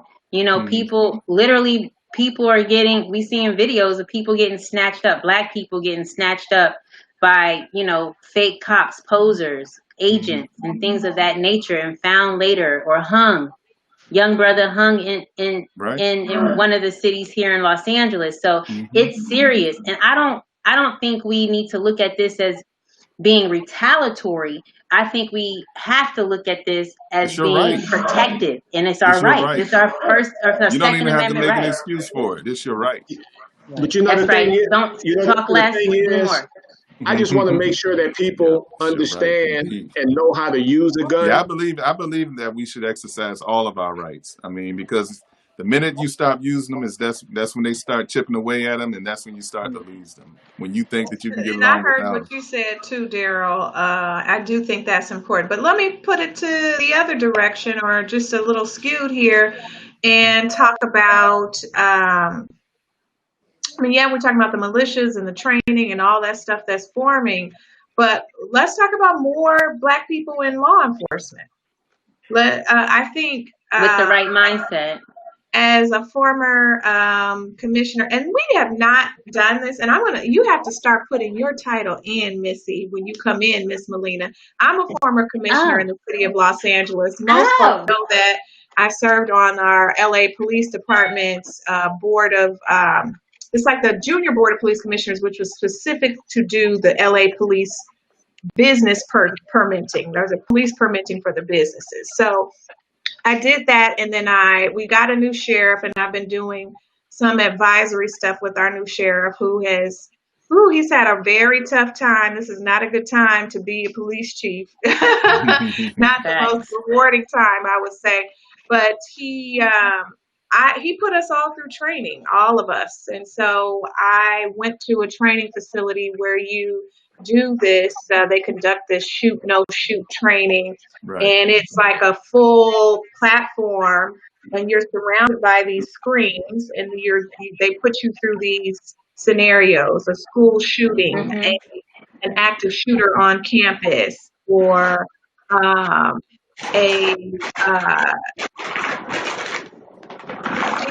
you there? An active shooter on campus. So we went through all of this type of training. I'm still here, sorry. Okay, great. And I'm told that the Secret Service trains at this facility as well in LA County when they come in. And I really appreciated that opportunity to see that, because I also got to spend some extensive time with some of those sheriffs and ask them about particular scenarios that what would trigger you to reach for your weapon at a traffic stop. What makes you, because we've seen a number of traffic stops where officers get out of the car, weapons drawn already. No warrant, you have, they've got their insurance tags. What makes you nervous? And so it was really an interesting response that I got for them, because it was really kind of just gut, how I felt, which also goes into plays into the role of implicit bias, right? And so I think there's a lot that has to be done with implicit bias, but I think in order to do that, we really have to just have more Blacks in law enforcement. There's just no way around it. And I want to say I agree with that, because what you find Blacks in law enforcement, that is a good I think we have half a delay. step. We do. But some of the African Americans in law enforcement will tell me that police brutality isn't a black-white issue. It's a blue issue, and that all of them carry the same mentality. They're all trained the same way, and they all act the same. And so, you know, obviously, if you have a city such as Baltimore or Prince George's County, where I happen to be right now, that is Baltimore 60% African American. I think Prince George's County may be 50, 60, 40, 50 or 60% African American. So I don't want an all-white police force in these cities. Just like in a 60% white community, they don't necessarily want a black police commissioner. So that's interesting. I think your police force should reflect the diversity of your community. Absolutely, absolutely. I think it's interesting that you bring that up, because in the Freddie Gray case, right, we saw a number of African American officers who were involved in that case. Right. But I think it's a little bit disproportionate if either one of you gentlemen care to weigh in terms of the officers who are actually tried and convicted, right? I Very think we rarely. remember. I mean, again, with Marilyn Mosby in Baltimore City, like, that's my girl. You know, that's my professional crush. That's what I call it. My professional crush. And Aisha Brayboy in Prince George's County, another African another sister. She too. She will do it, but nobody's like Marilyn. Marilyn, you know, if she catches you, she's gonna get you. She's gonna get you. And that's why I really appreciate her. Look, I keep her phone, and she's just a good friend, you know, somebody who, you know, you don't like to use your clout with people like that all the times, but sometimes you have to. And it's good to know that I can call her, you know, if I have a question or if I have a concern, I can call her use my cell phone, call her cell phone. She'll pick up, she'll take my call, and we can, you know, figure out what we need to do about any given situation. For instance, a couple of weeks ago, my legal assistant was having some domestic issues, and the courts were closed, everything was closed, and I told her, I said, well, let me call Marilyn. I called Marilyn up. Immediately, her deputy called my legal assistant. We got her some protection that she really needed. I mean, I do defense work, so I usually don't see the damage that I saw with my legal assistant. And I felt like I needed her help. She was down there on the spot. And that's community. Mm-hmm. Well, I can tell you, Jay, so, here in Dallas, she's an all around. Yeah, she's solid. Got the guts of a burglar. Here in Dallas, in the last 2 years, in the the families I've represented, we've had 6 police officers indicted. We've had 2 police officers convicted of murder. With the family of 15-year-old Jordan Edwards, a young kid who was shot in the head by a police officer. That officer was convicted of murder. And as you guys know, the Bolton John case, and that officer was also convicted of.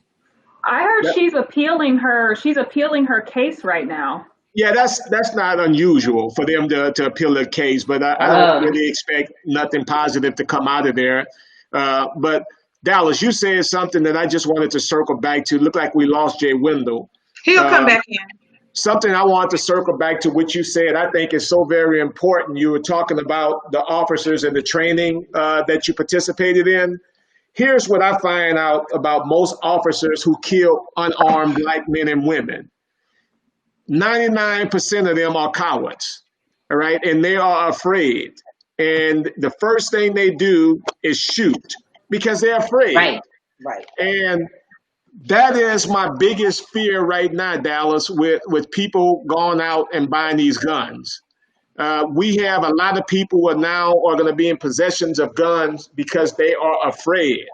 And we know that police officers most times will shoot somebody if they're scared. So that's my fear, that we are now going to have people with guns that are going to be shooting people. Let's just be real about this. And this is my opinion only. We do not want to get into a gunfight with white people. No. I'm gonna just be very honest with you. We can talk all that noise that we I really feel you. They got ammo for days. No, Yes. and you're absolutely, Daryl, you are. I saw that militia in Atlanta. I said, okay, now look, I know it's a lot of y'all down there, but let's be real. But yeah, We're exactly. not armed in that manner. It's just our natural instinct. Well, growing up in Indiana around a bunch of, white people, they are literally taking their kids deer hunting, sitting in tree stands at 5 years old. Now, granted, I qualified sniper level, so don't mess with this one. But nonetheless, I know that I don't own a sniper rifle. And I know that it's been my dad was a sniper. I'm just going to say that we aren't ready for an all-out war. We have, by the system has put us this way. The system came into our community saying, give me your guns. You don't want gang violence. Let's turn in guns. And there was a whole anti-gun thing. Rightfully so. Our communities were ravaged by drugs and gun violence and gang violence. I get it. But those guns, they weren't going into white suburbia saying, hey guys, give me your guns. They were more so like, oh my God, dude, you got to go check out my new gun safe. I got this, and it can rack this many. So while we were being told guns are bad and give us your guns, the other community was having, the white community was going and gathering these guns and this ammo because they've always had the perpetuation of fear that we would rise up again. And this is exactly what's happening, the uprising. And I want to go into this really quick. So that white couple in St. Louis that pulled the guns out because the protesters, now they're speaking at the Republican National Convention next week. Wow. Can you believe that? I can believe that. RNC, That's perfect. That was a perfect move. The RNC is perpetuating this fear-hate model at the national level, and that is what's going to make this race war true. Because now at the national level, Trump is validating the white supremacy fear. And as a Black woman right now, I'm not going to say I'm afraid, but I am concerned that this will continue to perpetuate this cycle of hate fear because the white people are getting validated that we're out of control. We're going to rise up. Look what happened. Look what happened to this outstanding citizens. They're lawyers. They're affluent. They're, and they have to pull their guns to protect themselves. That's the narrative being pushed through. Well, wasn't nobody was. It don't even matter. That's the narrative that they believe. So, but I think that's a jaded narrative. Think about it. We can look at it. Hold on, because I want to make this point before you guys roll on. You do know what triggered this, right? What triggered this was that New York Attorney General going in and trying to shut down the NRA. Right. See, the NRA is under attack. And so that couple was the epitome of NRA. Right. They embodied their mentality. And so that is why they are giving them center stage, because the NRA is the full funder financer of the Republican Party. Right. And so I wanted to, don't want to miss that. Right. So I wanted to circle that conversation back around to what we're saying about police and fear. And what I'm worried, like what you were saying, Daryl, is that this fear the police have for us already. Yeah. Can you hear me? I can hear you. Okay, just the fear that they have just due to the color of our skin now is going to be perpetuated because they know that we're going out and we're getting armed, and they saw that militia in Stone Mountain, and so now they're really fearful. And what is the first thing they say when they ask, well, why did you shoot them? What is it? I feared for my life. That's the training.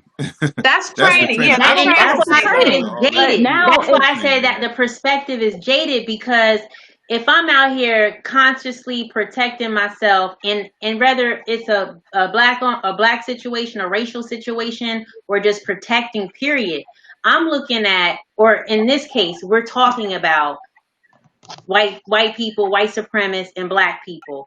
And who said what? Who felt what? So at the end of the day, if you're always looking at me as a black woman or a black man or a black boy or a black girl as someone that you are afraid of innately by birth, like they train their children by birth, that's a consciousness. So for me, whether we're in the courtroom or we in these streets, we going to the grocery store, we going to vote in November or early vote period, we're getting intimidated. Why are you bothering me? Why are you bothering me if I'm jogging in the park? Why are you bothering me if I'm gonna walk my dog? Why are you gonna bother me if I'm driving the speed limit, but I'm just not in the right red line zone neighborhood or neighborhood in the community? So to me, that's their fear projected on us. And you probably are saying that too, right? Right. And you think about it, it's like this. They've enslaved us so long. They've enslaved black people so long, and the policing has been a part of the culture of enslaving us. And now I feel like black people are protecting themselves, be it through martial arts or tools and guns or whatever, to say, we're tired. Fine, take me to court. I'll fight, and I won't give up. I'm going to fight all the way to the verdict. Drain my bank account. We got to fight rather than giving up and saying, doing time. Nobody wants to do time no more for something they never did for being born black. Right. And that's what I'll say about fear, is that I am more afraid of a white man with Oakley's, a truck with a thin blue line sticker and a MAGA hat on, than any Muslim, than any, hell, I go hang out with MS-13 in El Salvador versus dealing with the thin blue line, the MAGA hat wearing, Oakley wearing, and a Confederate flag. Yeah. But hey, let me say this, and I've always said this over and over, and we could talk about all this. The number one way to combat racism is through economics.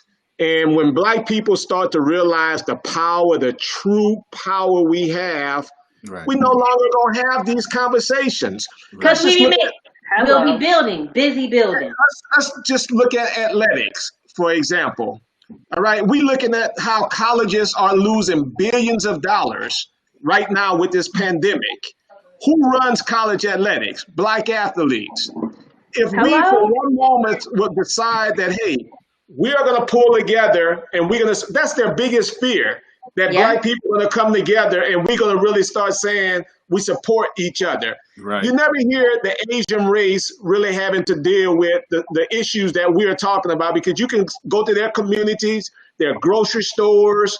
I mean, they don't worry about these issues because they stay within. But if black people supported each other, supported these black businesses, etc., we can really change the landscape of this country. But it's all about economics. And until you start hitting white people in their pocket, they don't really care, to be honest with you. But when you hit them in their pocket, you're going to really start seeing them trying to change the rules. Right. And I salute black athletes who are leaving these Ivy League schools because they've been paid, and they're giving, they're leaving the schools, they're leaving their contracts, and they're transferring to HBCUs within this pandemic. Shout out to Norfolk State, just acquired some really dope athletes.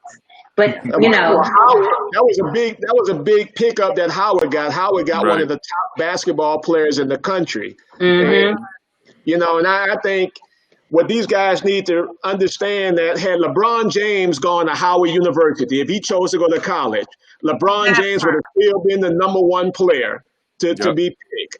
So these guys, we have to somehow educate this younger generation that they have the ability to bring the money back into their community. Why are they going to the Alabamas and the LSUs and all these schools and giving them millions of dollars when you have Hampton, when you have Howard, you have all Morgan State, all these schools. I mean, imagine all the top athletes were going to the black colleges. Imagine what would happen. We would get all. And imagine if their contracts at black colleges, if they demanded. Okay, talking about changing economic power. If our young black athletes had contracts or demanded contracts where money would go back to their hometown that they usually struggle to come out of, so we had a lot of give back to continue to pipeline and build a pipeline back to our universities to keep them black. Well, and we're also seeing legislation. We're starting to see legislation, right, around the NCAA and them having to pay athletes. We're starting to see some of that. Some of our HBCUs are, well, they're NCAA, but I mean, I think some of them are actually Division I, and it puts them in a difficult. You want to get a certain amount of wins too to keep your stadiums filled. But another point I was going to make too, Daryl, is even Cam Newton's brother was playing for Howard, and he was killing. They were winning games that we didn't expect Howard to ever come in and win, and blowing folks out. So I think it definitely could. But when we talk about this economic discussion, Jay, maybe just refresh your screen. We're not seeing you, but if you refresh, okay, yep, there you go. I'll pull you back in now. I think what's important about this economic discussion, which I'm very happy to share with you all, a project that I've been working on that's going to be coming up, that we're going to be launching. And I know before you say anything, fellas, we're working on something for you too. But the 1 million is a brainchild that kind of been sitting in my mind for a little while, and now we're just finally getting the time. Thank God for COVID. Not thank God for it, but thank God for this moment of having the solitude, hibernation come to my mind and have these thoughts. And so what the 1 Million Black Women Fund is going to do is, the goal is to have at least 1 million Black women investing a minimum of $5 or more a month. And after 6 months, they'll start to receive dividends. But those monies go to funding Black women business, arts, whatever the I don't care if you're opening a bakery. I don't care if you need financing for your home. And we're connecting contractors, Black contractors, from the healthcare perspective, from we don't have our own hospitals. We don't have enough of our own educational institutions shored up. Endowments, schools that are some of our Black colleges are starting to close because of the lack of funding. And so just being able to be there and fund ourselves in all of those different capacities, and pull in use that network of Gina here, who's a nurse, and some of our other women who are physicians and scientists, and coming up with making sure that we're funding the right projects that are really impacting our health, funding child care programs to make sure that we have qualified child care for our kids that has a manner of a standard of embracing them no matter their situation, and not Melina, pushing them out and criminalizing them at an early age. All of those things play a part into how we build our economics. And $1 trillion a year and spend, a couple trillion a year spend. Yeah. If we just did 1% of that, you're talking $100 million a year in funding for whatever that type of business, whatever that is, in terms of housing is the most critical piece, obviously, right off the bat, and taking care of that. I think every other community is doing it. And when we talk about reparations, yes, you still owe that check. Even when we pull ourselves up by our bootstraps, you still owe that check. But I made on my own, by the way. We are our reparations. Right. Don't act like you forgot. Let's talk about this, Joe. I'm just saying, Joe, we got to talk about this with some ice cream. Get your bowl of butter pecan, and let's go and talk about reparations. Kamala too now. Come on, Kamala. I feel like the whole cabinet underway. Kamala, y'all. We forgot to talk about Kamala. Okay, so we talked about her a little bit on the Attorney General piece. We know a lot of people expected her to get that, or wanted her to be in that role, just because you want someone as sharp as Kamala to prosecute this president. However, I think Joe made the best decision if he wanted me to vote, which was appointing a solid Black woman to go into that office. And now when we talk about Kamala, we've had a number of difficult conversations with progressives I will just say I flat out had to cuss out a lot of white folks. White folks? I've had to just cuss them out. Like, now listen, now you're trying to tell me you're progressive, but how the audacity that you would present this Black woman before someone like a Joe Biden with a record of Joe Biden for his scrutiny to say she's not good enough. Please. I mean, that's racism in and of itself. It's white supremacy in and of itself. So, I mean, I'm just opening the floor for your thoughts. So Kamala Come wasn't on, my first choice. You asked me about her. Kamala no, I mean, and be honest, Jay. Like, I mean, I'm going to be honest with you. She was not my first choice, my second or third choice. I didn't think that she should be in that spot. I thought there were other candidates who could do the same thing that she could, and not carry the baggage that she does. Having said that, I am glad after the aftermath, and I got over everything that I was feeling about Kamala. I support her 100%. So much so that I would even give them money. I would support their campaign with my money and my time, because she represents. I didn't know. Some healing. Yeah, she represents the healing. I didn't know. I have friends here who went to school with her in D.C. and they know Kamala, and I'm looking at her record in California, and because it made its way all the way 3,000 miles to our coast, and I'm looking at Kamala, I'm like, she's not real. But Muhammad Ali said, if a person thinks in their 20s, if they think in their 50s the same way they thought in their 20s, and they wasted 30 years of their life. I do believe that people can change. I do believe that people can evolve into better people. I do believe once you expose yourself to a greater variety of people, you become more enlightened, and your perspectives start to broaden, and that you can be a unifier of the people. So what she has done, she brought a certain energy to the campaign. In fact, I have a blog talk show that comes on tomorrow. We're going to be talking about Kamala, and but I just want people to know that she does have a record that I don't find too. Well, let me. Hold on, you find it what? You can complete your thought. I'm not as proud of her record as say she is. Okay, let me just be polite about it. Well, let me say this. Okay, here's the thing. I think what a lot of folks are doing are comparing a 2004 record to 2020 progressive standards of today. When we talk about somebody, what'd you say? It's fair. It's politics. That's okay. Fair. That's a fair comparison. You know, if someone came into office first Black woman in the state of California, first Black woman district attorney throughout this entire state. We had a Republican governor at the time. Let me remind you, we had Arnold Schwarzenegger was our governor. And she's in San Francisco, predominantly white county, elected to be over predominantly white male district attorney staff and predominantly white male sheriffs and police force. I have to say she was more progressive than the DA before her, who definitely supported the death penalty, sent a number of people to lethal injection.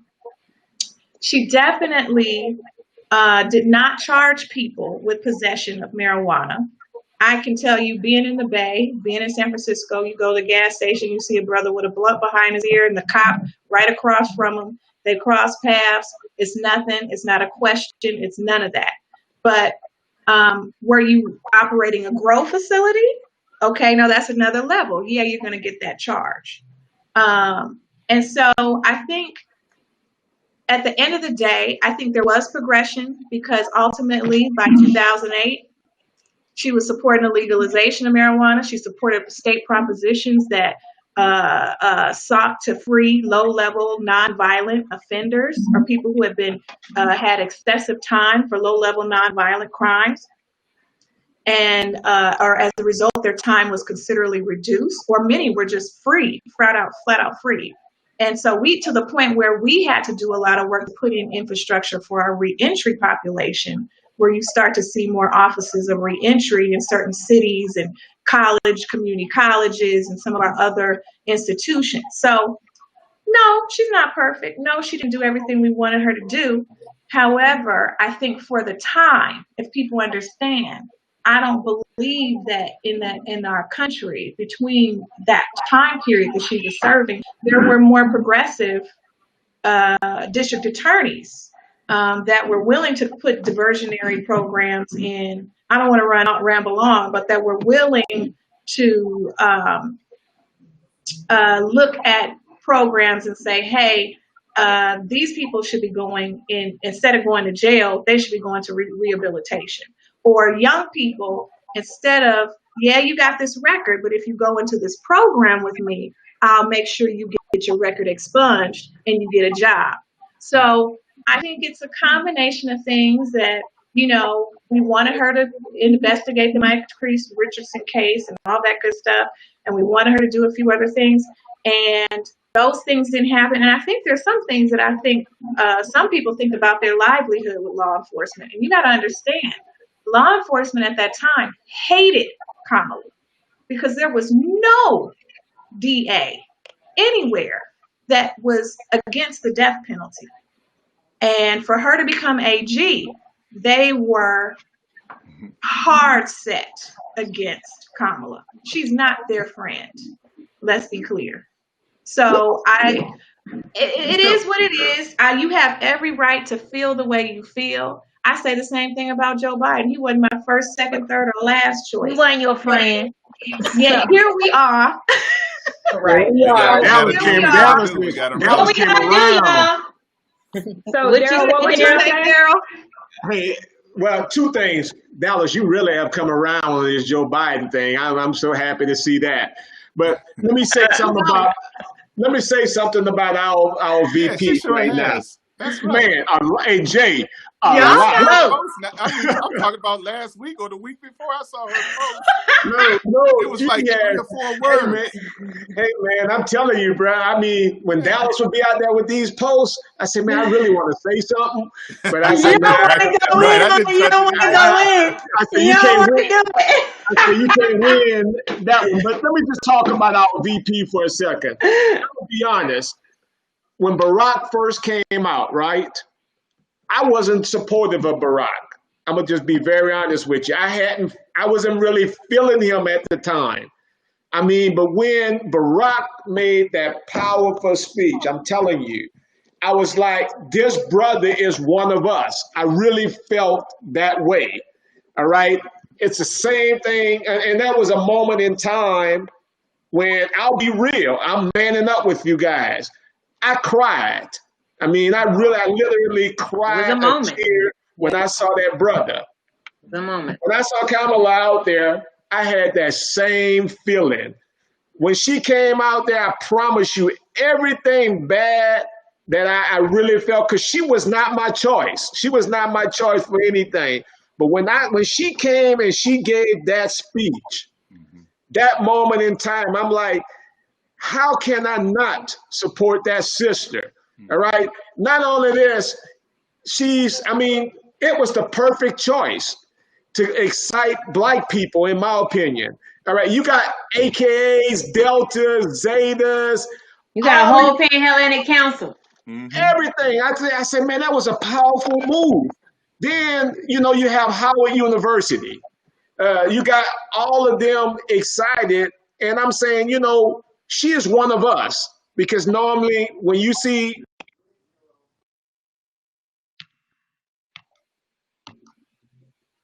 We were just. Normally when you see what? Normally when you see they pick somebody like Susan Rice or someone, they have what we consider to be the best background. They come from the best schools, etc. But you're talking about a lady who went to Howard University, all right? And when you hear the stories about her, I was like, man, this is powerful. What she showed little young Black girls is that you can go to an HBCU and you can become one of the most powerful women in the world. And I think that alone was a win for Black people. Right. And because of that, I say I have to celebrate this, because this is going to be something they're going to be talking about years from now. And the same fear they had when Barack was in office, they're going to have the same fear with Kamala in office. And I'm telling you, I just think that was the right choice. And the only thing, Jay, that's going to stop DC from being like, what you used to call that, a freaknik? Freaknik. Man, I'm sad when they cancel Freaknik. If the pandemic is gone by the time that it's time to go to DC, you're right about I'm that. going to tell you now. Do you realize, Jay, do you realize how many Pink and Green, how many Howard, how many people going to be How in many DC? HBCUs? We are going to mount up. But can you imagine that inauguration parade with everybody is going to be moving in the community across the country. And if it's moving across the country, like that feeling you just say you got, Daryl, then that means the world is moving with us. Can you imagine that inauguration parade? Every frat out there stepping and strolling through the inauguration on the White House. We about to step through that, but I just want to. Go ahead, Dallas. Okay. Well, with the HBCU piece, shout out to all the HBCU graduates. FAMU is always in the building every time I'm here. All my graduates. We got Norfolk State. We got a lot of folks who just have pride in their schools and didn't necessarily live in that city. I'm not from Florida. I'm from California. I left California. You went to FAMU? Yeah, I went to FAMU. You didn't know that? Of course. Do you know that y'all about to join? Y'all joined the SWAC, right? I saw something change, so we're not in the MEAC anymore. No, y'all in the SWAC with Grambling and Southern. What so y'all about to feel that real heat. Well, listen, we still the baddest band in all the land. Now, I don't know what the I think that would be Southern. I don't know what the FAMU's band almost had me at FAMU. Not Southern, Jacksonville. Not Grambling, man. Grambling, Jay. Band represented though, you guys. So if I'm not mistaken, our band was nominated for a Grammy. I'm just saying. Well, I'm not mistaken. We have Grammys, okay, and we have done multiple Super Bowls. Okay, congratulations. We marched in the Macy's Day Parade. Marched in the Barack Obama inauguration. Oh, we did that too. You know what? We done turned into a battle of the HBCUs. And so, but you know what? That's the pride that you have for Kamala, because people tell you the path is Harvard, Princeton. Princeton. But I've seen it. I've watched Howard. I've watched Spelman, Morehouse, Clark, all these schools produce. But these schools have come and competed. I have friends in the Brain Bowl Challenge. They're kicking Harvard's butt, kicking MIT's butt.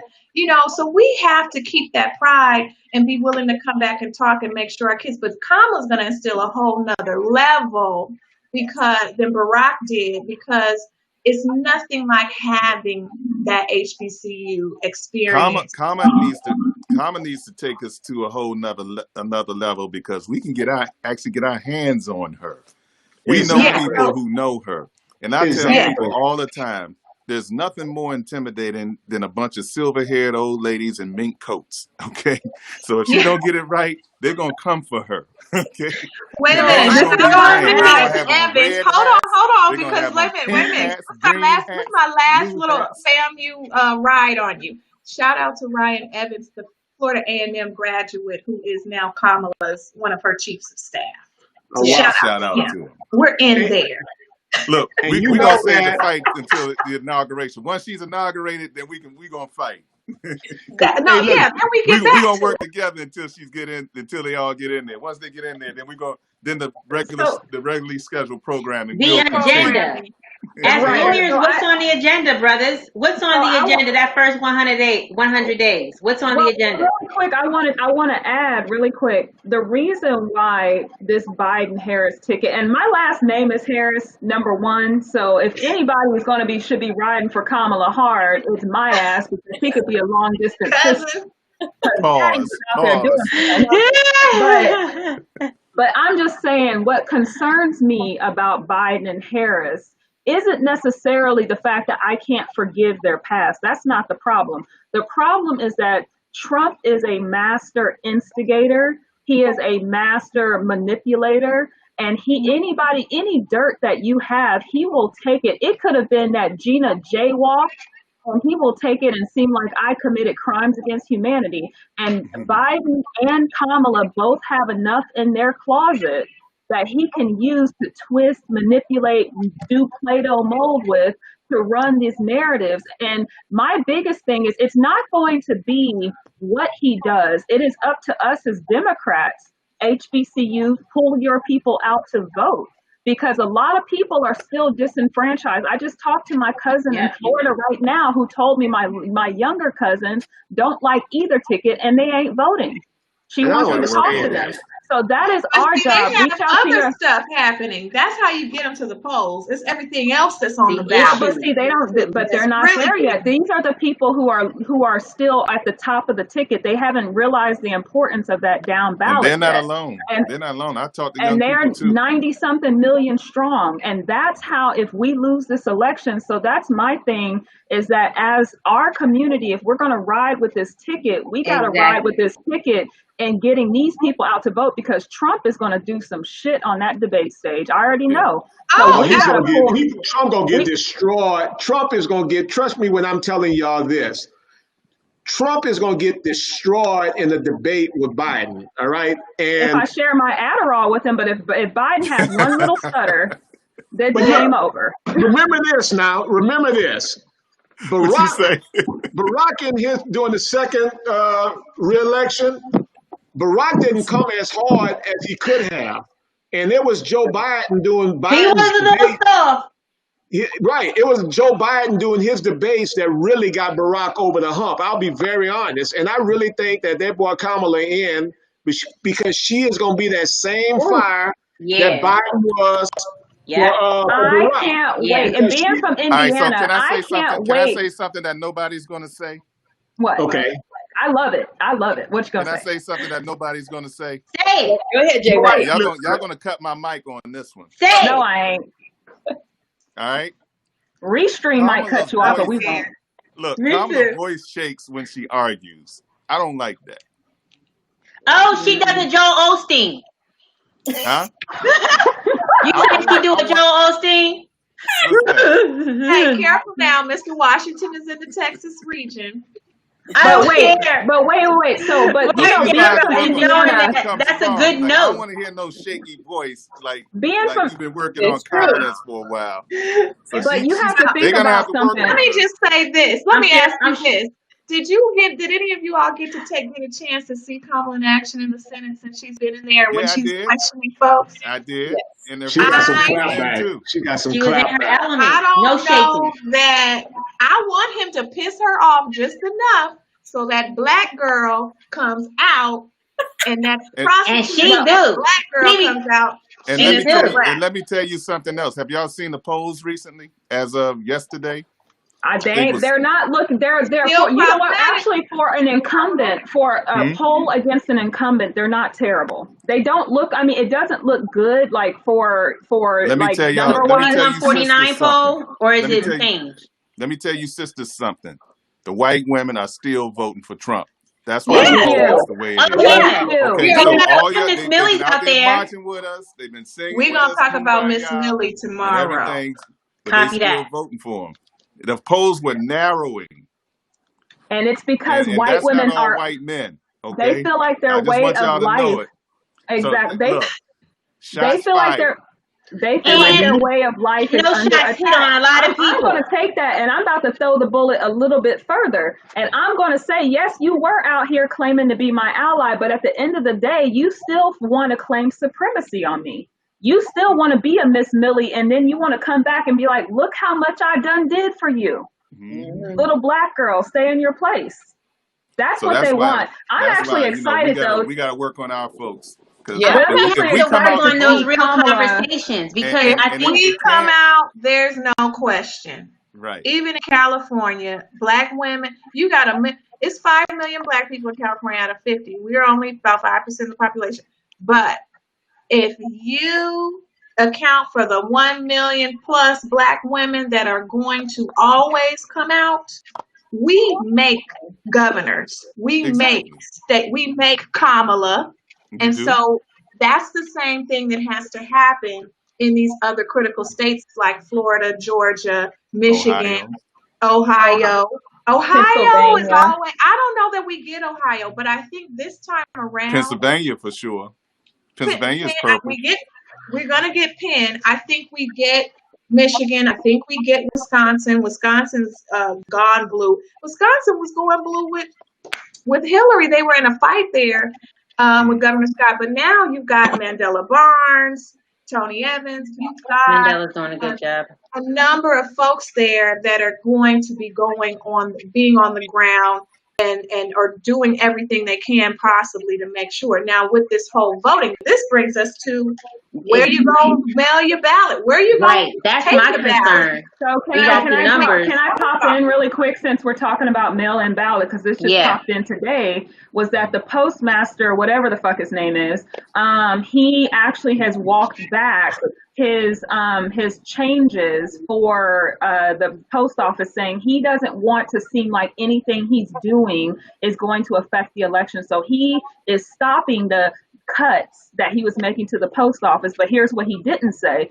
He didn't say that I'm replacing those 600 and something sorting machines that affect millions of pieces of mail. He didn't say that. He just said, well, we're not going to cut anything else. So the post office is still in shambles right now. Right. So that just happened today. He did say, I'm not cutting anything else until after the election because I don't want to seem like I'm affecting the election. But he didn't say that he was going to put things back the way that they were. So I just wanted to add that in there real quick.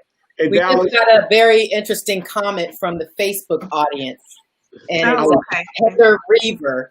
And she says, there's a lot of white women that are not voting for Trump.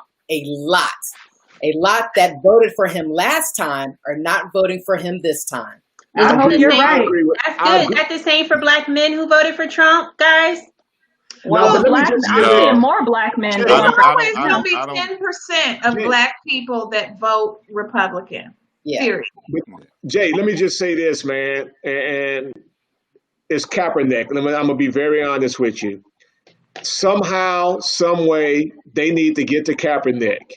And they need to get Kaepernick to make a statement that he is supporting the Biden ticket. Because if you guys remember last election, Kaepernick announced that he was not voting. And if you don't believe, that's right. Yeah. And if you don't believe he has a strong stance in these groups, these Black Lives Matters and stuff, you want to think again. I really think we need somebody like Kaepernick or whatever to come on board and say, hey, here's why I'm voting this time. And I need you all to get behind this movement. And if they can get somebody like him to be vocal, I think it's going to get us over that hump that we really need, because the people who are saying that they're not voting, those are the people that's strong into this strong Black Lives Matter and all this stuff that you can't change them right now. So we have to figure out how do you get them and who is that one person who can pull them across. Okay, so hold on. I'm glad you brought up Black Lives Matter. And I wanted to be clear that from the LA perspective, with Patrice Cullors and Melina Abdullah, both have been very complimentary. Patrice said, we are going to celebrate this moment. Okay, in Black history for Black women, and today marks the 100-year anniversary, which is why we're all in white. If you can see, we're all in white because we're celebrating the 100-year celebration of women's suffrage, and we know that there were a lot of Black women who participated in that fight, and we didn't always. Oh, I got my button too. Excuse me, Dallas. It's my little solidarity fist, the black fist. Yeah, I forgot to put mine on.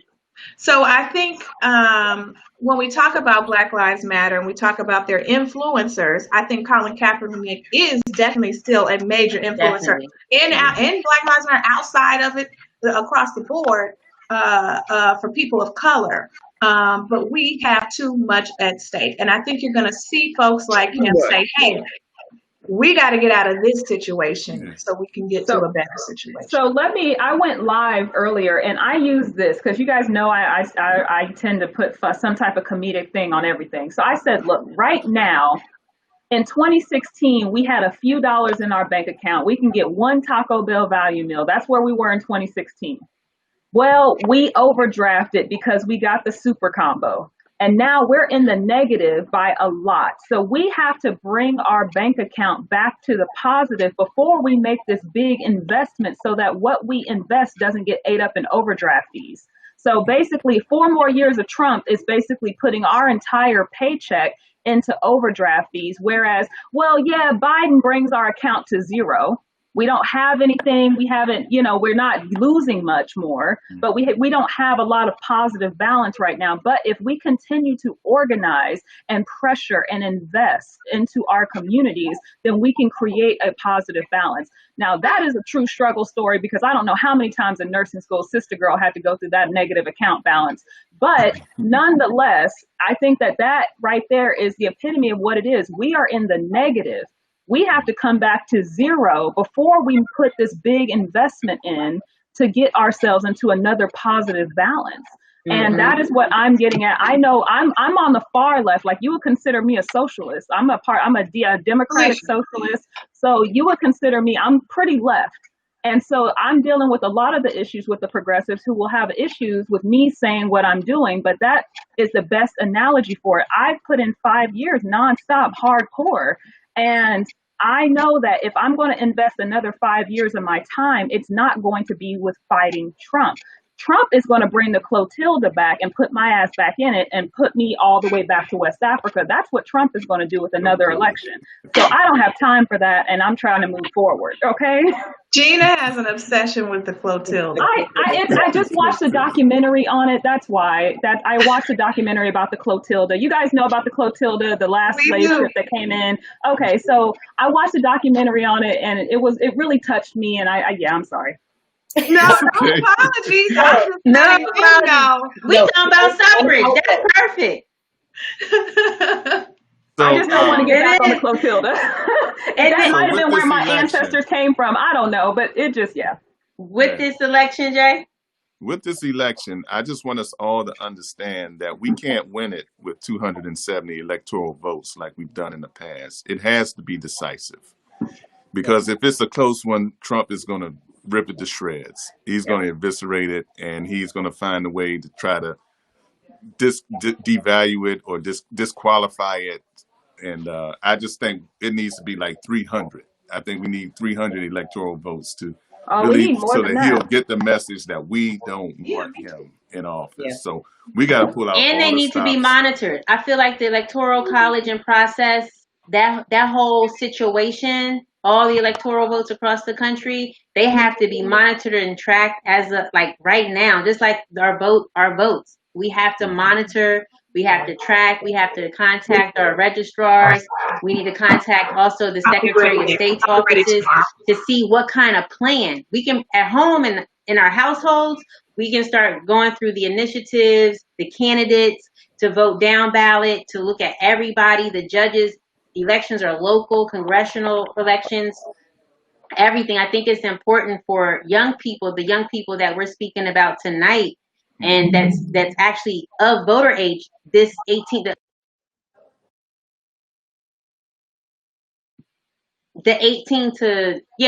24 voting block. That is a serious number because those are the people, young adults who don't feel like it's necessary to vote.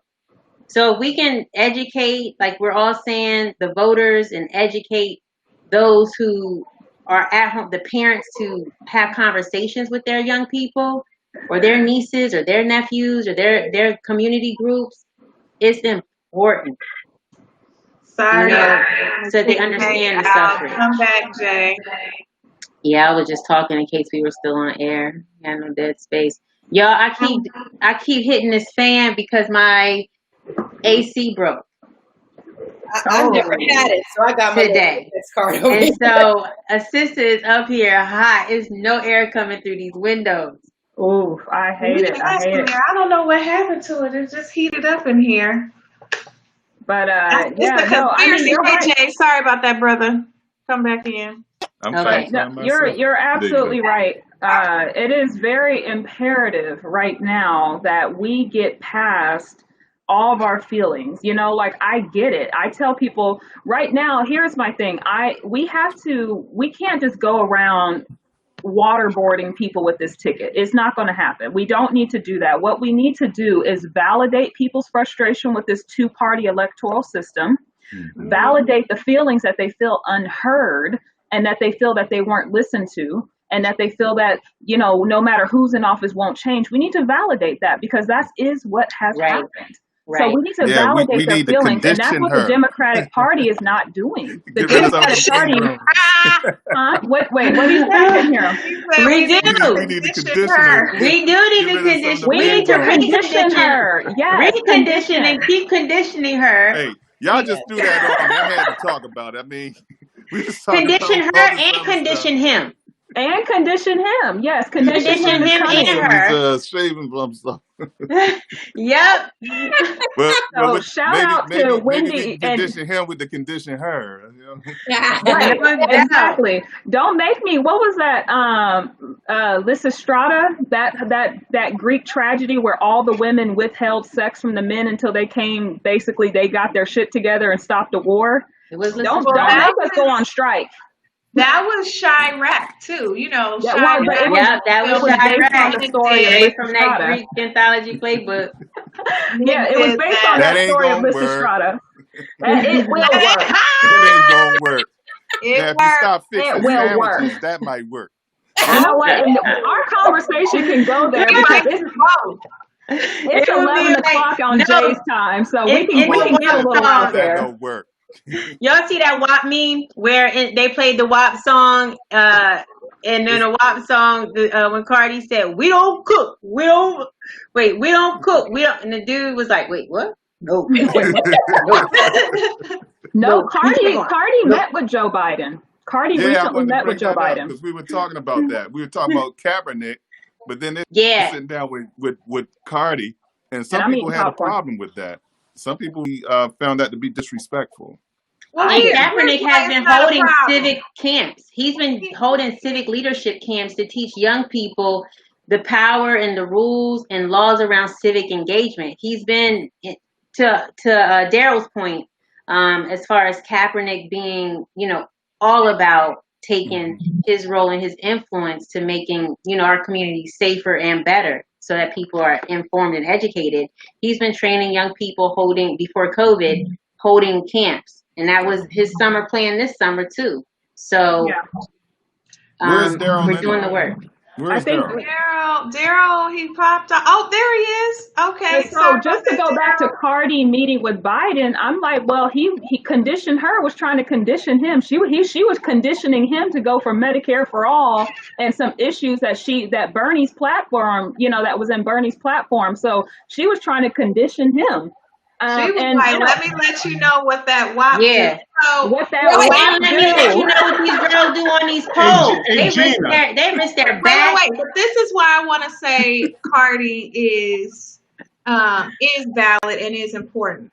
Yeah. Millennials and Xers are really and young baby boomers, very young boomers, are really our majority vote base now. It's no longer the silent and the boomers. We are the majority voting class. We are really going to be deciding a lot of who our next president is should we come out. And Cardi has 97 million followers worldwide. Hello. How many people are in Mexico? 90-something million people. She's got a whole country on her 97 million for real? Between all of her social media accounts. Yep. Wow. She's got that would be a dope Telemundo campaign, dope Univision campaign for getting out the vote with our young brown brothers and sisters. You know, somebody need to set up an interview with me and Cardi B then. Right. Listen, you're gonna have to fight us first. We try to get it for real. Hey Gina. Uh-huh. And I was hearing that comments that you were making before I got let back into the room. Don't be talking about all this holding out and all this stuff. I mean, I'm like, Jay, Dallas didn't want me back in the room. She just wanted you in there. I was like, Dallas, let me back in on this conversation. I didn't see you, brother. My bad. You know what? It is because I am trying to rebalance this masculine energy with a little feminine energy. I'm just trying to condition her all over the country. Don't let us utilize our yoni eggs, brothers. Okay, we'll center the universe. You know what? It's 11 o'clock over there on the East Coast, so I feel like we can talk like a grown talk. We have moved into the hot toddy talk now, so put your kids to bed. Y'all gonna get me in trouble. Right, exactly, man. So, we do have a comment from our sister Heather Reaver in South Alabama, and she said, "I'm in South Alabama, almost completely red voting demographic. And when Doug Jones was running for Senate, I talked to people about voting everywhere I went. Grocery store, gas station, laundromat, ordering, delivery, drive-through, absolutely everywhere I went. I talked about voting. Times are so different now due to COVID, but it is one tactic to use." Absolutely. And I agree. Heather, thank you for being a contributor to the conversation tonight. Thank you, Heather. We want to know that people in the South are voting. Now, here's some of the things that I've noticed. And I know we talked about Auburn. I know we talked about kids going to school in some of those schools. And Eugenia, the other, not this Gina, but the other Eugenia, conditioned her conversation. Hey, Daryl, did you get that conversation? Did you hear that? Which one? Conditioner. The conditioner. The one he keep bringing up. Oh, man. Yeah. Oh, you guys follow Condition Her on Instagram every Saturday on the weekend. Condition Him is coming out. Very juicy dialogue. That y'all you never too old to learn a new trick. They have some really good dialogue on there. It was funny. Hey, Daryl, you just gonna want to get it and slather it all over your face, Daryl. It's funny because so everyone knows what we're talking about. I'm gonna put the graphic back up so everybody. Do I need to turn my lights off in here, Jay? Yeah, man. You better get you a cigarette. Condition Her. Soon with coming. We got a discount code. We have a discount code for our viewers. That shit, Condition Her 15% off with the DEMS code. DEMS DEM MISFIT. So make sure you get the 2 M's in there. DEM Misfit. What is Condition Her? It's magic shade for the punani.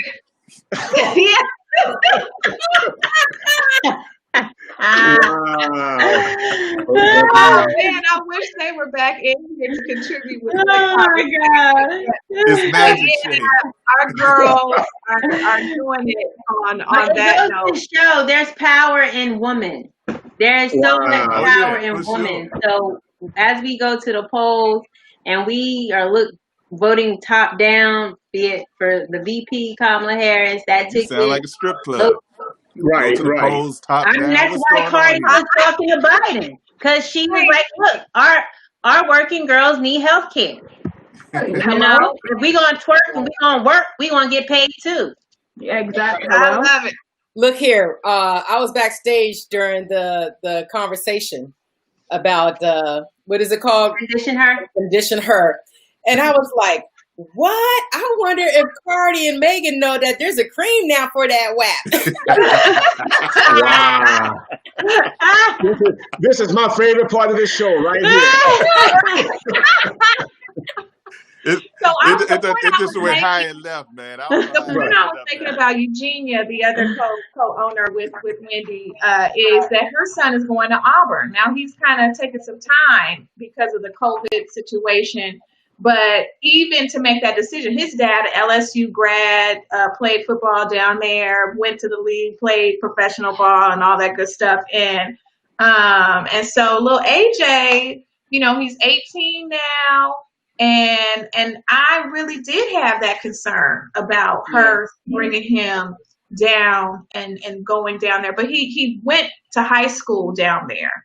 So he did his elementary in middle school in California with us, and then we let him go and be with his dad for high school. You just got to let a man do what a man is going to do and raise his son. And it was just, they're just such a beautiful testimony to how families, no matter what your situation is, you go through, everybody contributes and puts in to make sure that they got the best education. Yeah. So we don't always choose the HBCU, but her daughter is at Tennessee State now. We do.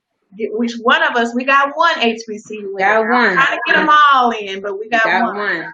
So it happens.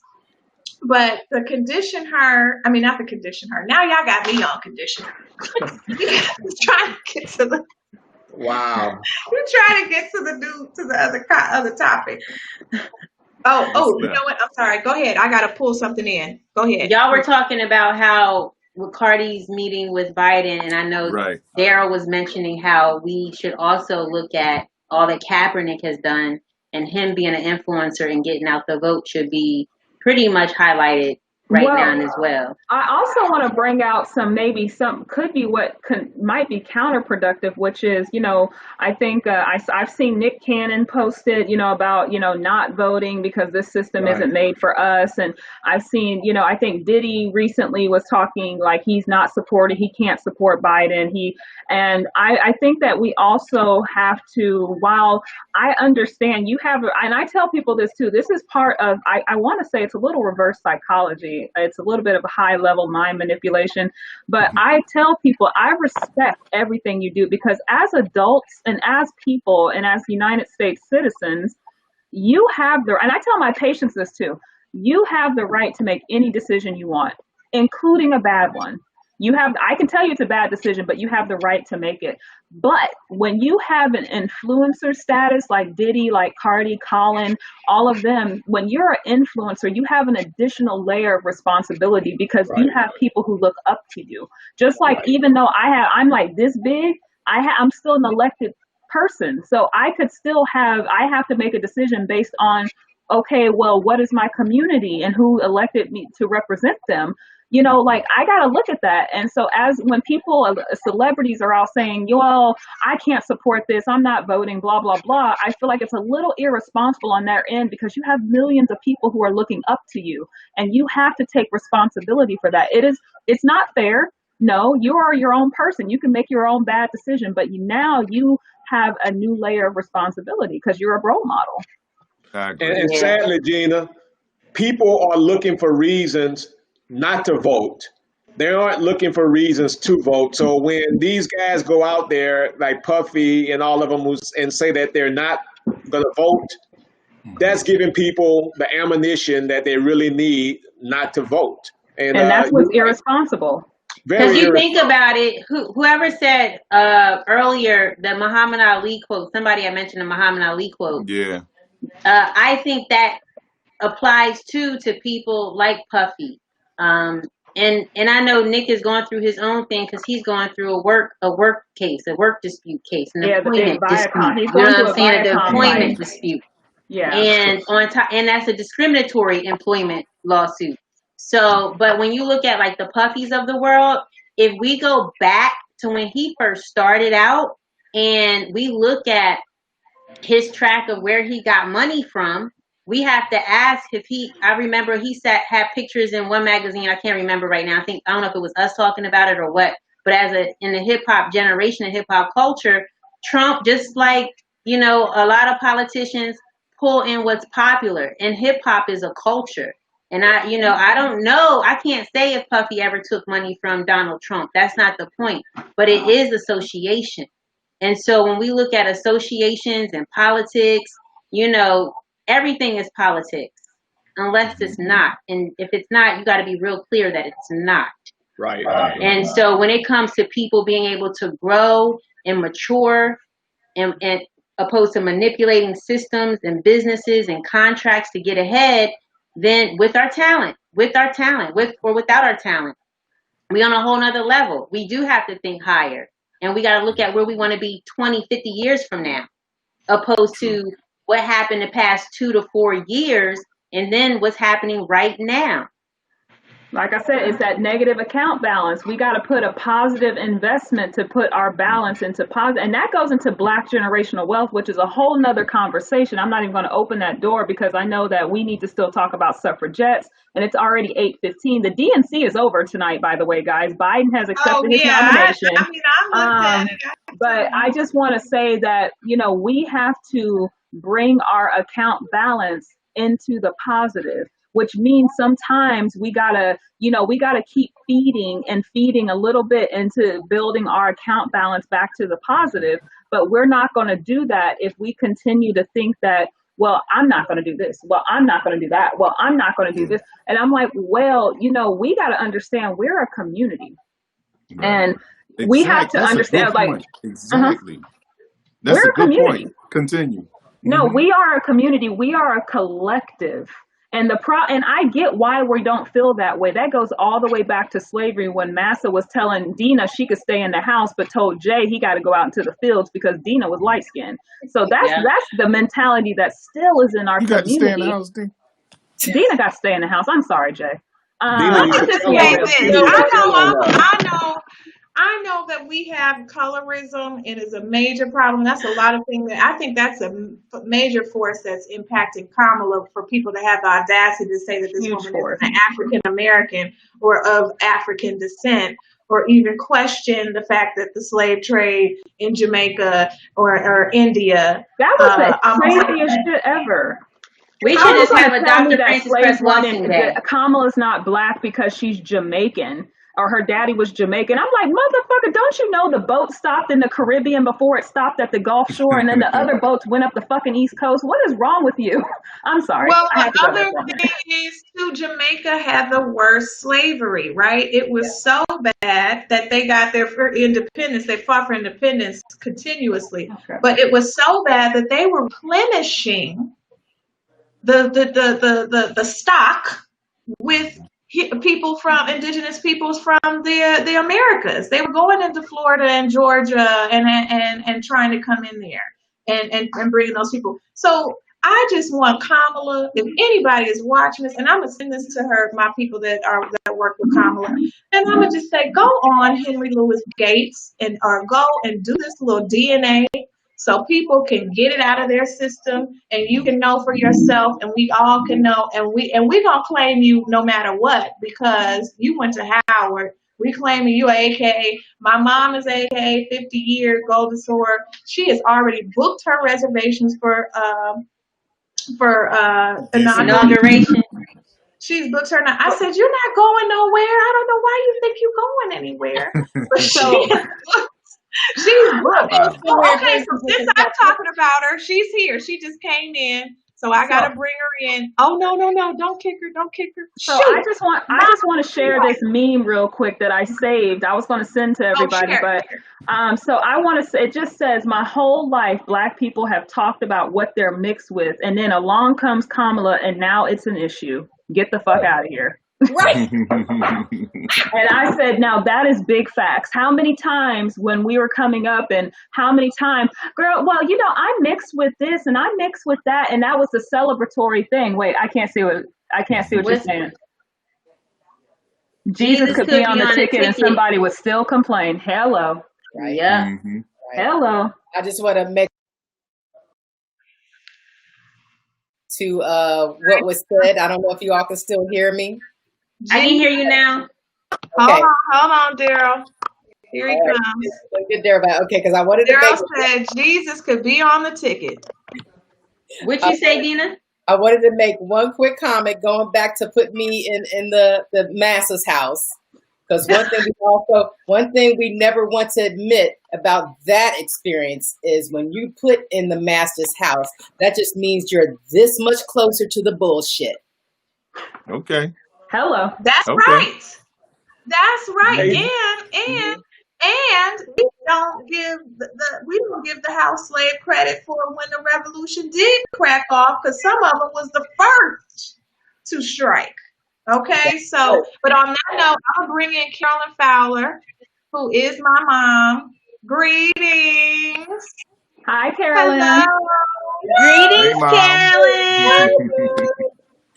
Okay, so I don't know if her internet is getting us. She's a Greetings. little frozen. Greetings. Hello. Hello.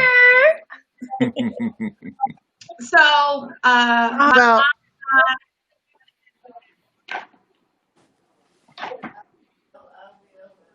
the you're a setting. little, the settings. Do we freeze up? No. She's froze. Hey, Gina, do you have some more than what you eating on? Dude, I've been munching this whole time. I got a bowl of popcorn. I got some chips.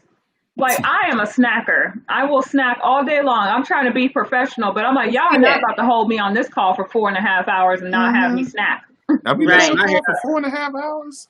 I have my redfish been sitting in the kitchen for the last 2 hours. I was about to put that in the oven. You might as well get it, brother. Food. We ain't judging. Nobody's judging you. This is I'm like, this is DEM Misfits. That means I'm not politically correct, and that means I'm eating on camera. So there you go. Cheers. Did your mom freeze up on us? She froze up. Is she coming in?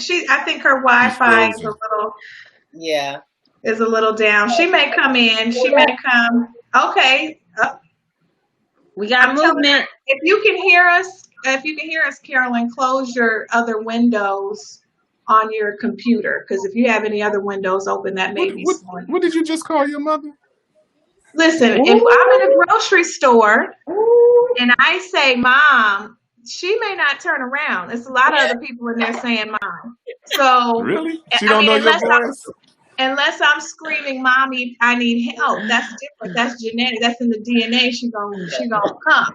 But no, she's not. I have to say Carolyn. Otherwise, people don't. And it's a respect factor too.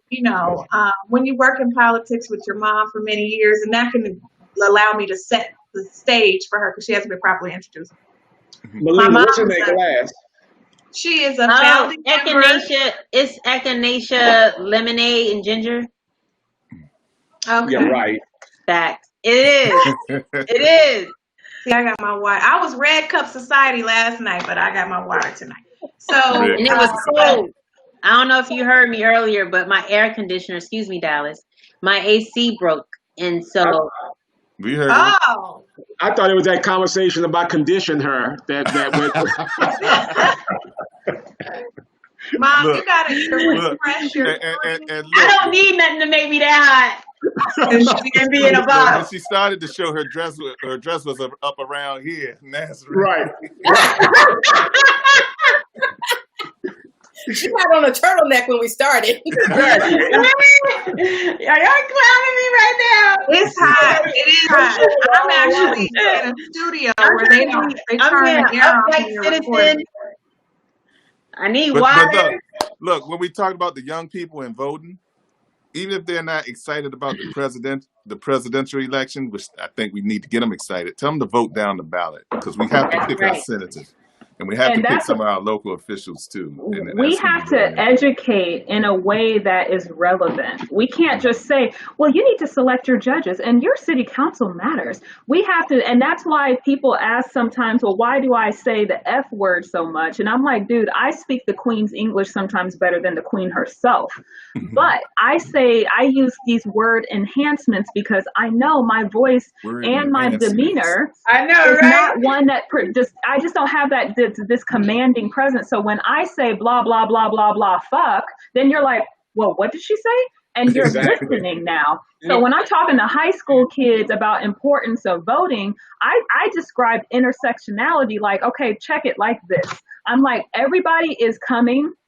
I said, meet me at the intersection and let's do a takeover. That meaning we all come from different directions, but we're going to hit this intersection. We're about to take it over and do some crazy shit. We're going to stop traffic. We're going to do some donuts. We're going to do this. Because in LA, takeovers are, a big thing still. So I'm like, meet me at the intersection. The intersection just happens to be healthcare or whatever. And we're about to do a takeover. Now that they get. But if I say, well, you guys need to understand intersectionality, which means, there's just so many issues that people are fighting for, but we all will meet at an intersection. You see, I'm not getting you. I got you. Hey, but on the real, I just never heard word enhancements before. That's where you got me. Right, exactly. Yeah, we got entanglement. We had entanglement. Now we got enhancement. Hey, but on the real, seriously, I'm dead. On the real, Daryl. If we get Donald Trump for 4 more years, we're moving to Ghana. This younger generation need to understand that they are in serious trouble. If Trump gets to appoint federal judges, if he gets to appoint at least 1 or 2 more people to the Supreme Court, we're screwed. He will have accomplished every single thing that he wanted to do. Everything first. While people don't understand, this is probably one of the most serious elections in our lifetime. George Bush Jr., all these other presidents had nothing on Donald Trump. And let me tell you something, you have to realize that they tried to get this man impeached, right? This dude is going to be so vindictive his last 4 years. He's going to let all the bad people out of prison. He's going to do all the stuff that he really wants to do. So we have to be able to get out there. Dallas, we have to use our platforms like this to let these younger generations know that it is sexy to vote, and they have to let their voices. It is very sexy, Gina. That's good. That's good. We have to let them know we need them to go out and vote, because I'm telling you, it's about them. We have all lived a good life, honestly. I have to say this, and we're going to have some young delegates on with us tomorrow. Carolyn made it back. Thank you. But I have to say this: young people are engaged at a higher level than they've ever been before. Yeah. And I think this administration has really forced them to have to do that. And shout out to the Sunrise Movement, the Young Dems, the Indivisibles, the Sister Districts, all of you all who are girls, to really fight this effort. But those young folks are out there, and you know why? I think they will pay attention to a district attorney's race. They will pay attention to an attorney general's race. Because I have to say, this is what's impeding upon your civil rights. Right. This is the seat that is going to decide whether or not your kids have adequate education or the resources that they need in their schools. And I think all of that comes to play, that young people are thinking about it at an earlier age. And I feel like even I'm kind of on the cusp, extra millennial. You're a zennial. That's what they call it. A zennial. Yep, that's what they're called. What'd you call it? A zennial, where you sit on the cusp between X and millennial. Mm-hmm. Yeah. Hey, Dallas, what do you think about what Christopher Gill is saying? Christopher, preach, Dina. Oh, he said South Carolina conservatives. Southern California, South Carolina. South Carolina conservatives. South Carolina conservatives. Should absolutely. Well, because they have Joe. See, listen, now we have presented somebody who has been aligned with them for many years. Many of these conservatives feel like they can talk with Joe, they can wheel and deal with Joe. And so that's why you have them coming out and endorsing. Now, back to Gina's perspective in terms of us being morally bankrupt and getting to a zero, we can be in the black if we take this Senate back. Right. And on that, four seats to flip the Senate. We can be in the black if we take the Senate back. Now, on that note, I do have her here. She's been waiting a very long time, so I'm going to give her the proper introduction she deserves, uninterrupted. Carolyn Fowler. Yes, she's my mother. However, she's a founding member of California Election Protection. She is the Southern Vice Chair of the Women's Caucus for the Democratic Party. She has served in this party for over 30 years. My earliest memory is stuffing envelopes for Jesse Jackson in '87. Okay, and it's because of Carolyn Fowler. And so we're bringing her in and she is also a newly elected member to the DNC, to the Democratic National Committee. And she's coming in now. She's a lifetime but she'll join us. I clicked Daryl. Hold on. Daryl's here. Oh, did you? No. The broadband, and this is so interesting. This is actually one of the things that she has really gone to bat for about is broadband in our community. So she's saying, what is she saying?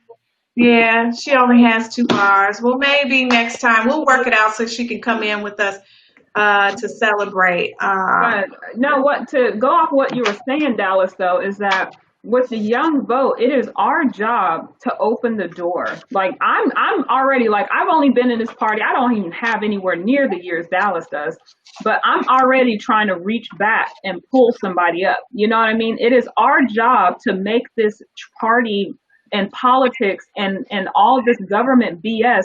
We need to make it transparent. We need to get it back into our educational curriculum because, and when I went through high school, now granted, I'm sure I'm the youngest one on the call right now. I graduated high school in 2006, but don't judge me. Don't you judge me. Really? But don't you judge me. I didn't either. But yeah, I'm 32. So, you know, but when I went through You're school, a young Dem. Okay. I am a young Dem. We have a young Dem right here with us. But when I went through school, I didn't have government and economics. Now, granted, I was in a specialized magnet program, but still, that was something important that I think that now, looking back hindsight, now that I'm involved in politics, I might have needed to take this government or civics class, but these types of courses have been pulled out across Back up. the country. Where are you from in Indiana? Indianapolis. Indianapolis. Oh, I have family from there, past and everything. Okay, so we'll get into that. But you are not provided an economics class? Well, I was in a specialized magnet. So I was in a curriculum separate of, I think, the core curriculum. I think there was a government course, but because of my magnet courses, I didn't have to take it. And so I think that should be mandated. It should be a mandatory course for graduation across the country, which will be government and civics. Hell, I think, honestly, we need to bring back home ec because some of these people out here graduate can't even boil an egg, and that's disturbing. Everybody's sitting home and don't know the basics. People are seeing how much the basics are absent right now. And that is what the problem is that people don't even know the basics of government, and that affects our voting, and that affects what's going on, because I think it's on purpose. Keep them dumb, keep them afraid, and that's how you keep them under control. Right. So we're dumb and we're scared right now, and man, are we being controlled. So that is the problem. We need to, our new generations, we have to let them funnel that anger. Come on, baby. Like, I'm gonna open this door for you and I'm gonna let you go like the Tasmanian devil. But you got to know what you're doing. But you got, and that's the thing. We have to show them and tell them that. Wise. We have to tell them. And honestly, when I came into this party, that's what Dallas and her mom and Carolyn were for me. Can you hear me?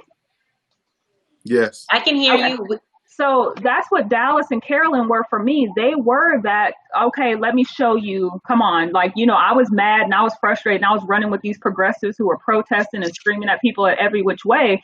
But Dallas and Carolyn came and showed me actually how to do things.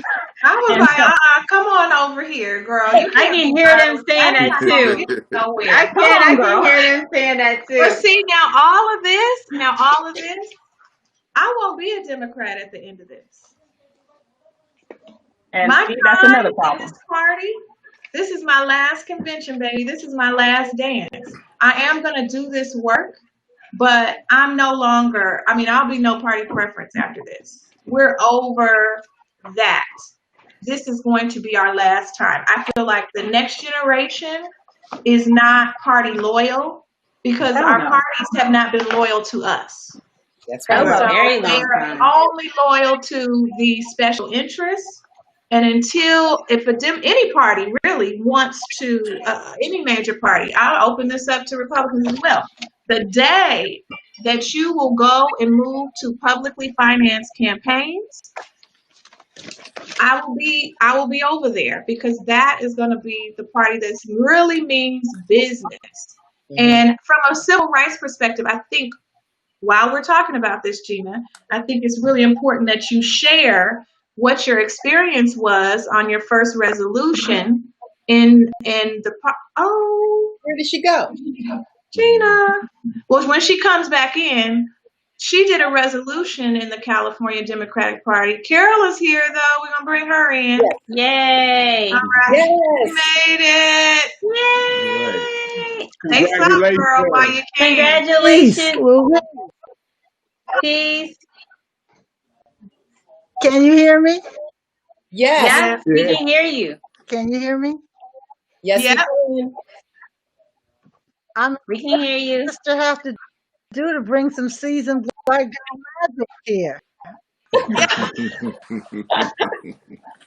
Some of us are more seasoned than others, and we just found out. We didn't know. Let me see his Gina in. How you doing, Carolyn? Great. Great. Happy to see you. Hey, you see, I'm celebrating that. Well, we were. Yes. All day. Yeah, she got her. Got my Kamala. Got my Kamala Harris whip on. Carol, you have to give us an update. What's going on? Yeah, if you can. Joe Biden. I have an official Joe Biden candidate. Actually, for everything to be online, call tonight was pretty special. So I'm sure CNN is going to play it over and over again, so you can watch it. But to see the diversity of the geography of the entire country was pretty impressive. I do say so. The caucuses have been good. Tomorrow at 11 o'clock, the Blacks meets again for the second time. But I would watch the first. I think they can be repeated on DEMconvention.com. Yeah, they're also caucuses tomorrow for the second time. Also,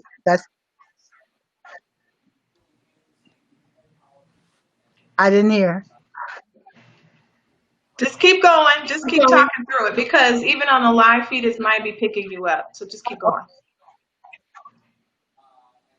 Oh, okay.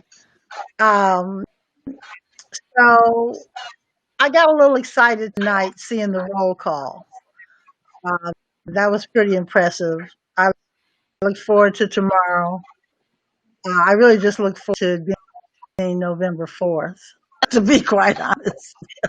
In some ways, it's going too fast. Other ways, it's going too slow. I'd like to vote tomorrow. I think the key thing is going to be voting early. I always kid about that. Yeah. Vote early, vote often. Yes. I think it's more than half a plan. Really having to have a plan to vote. Seniors are fortunate here in California that we have days ahead of time. I don't think we took advantage of the primary. I think a lot of people will be doing that. Because of the Postal Service, which is an issue, we're telling people, advisory board for the registrar, we've talked to maybe having more drop locations.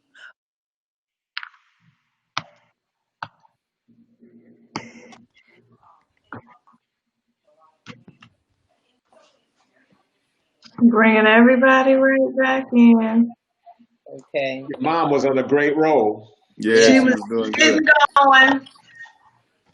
Dallas, I'm gonna have to check out. Okay, yes, late, brother.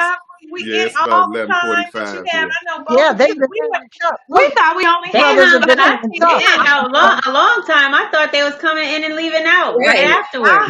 Y'all I tried to hang, I thought I missed y'all.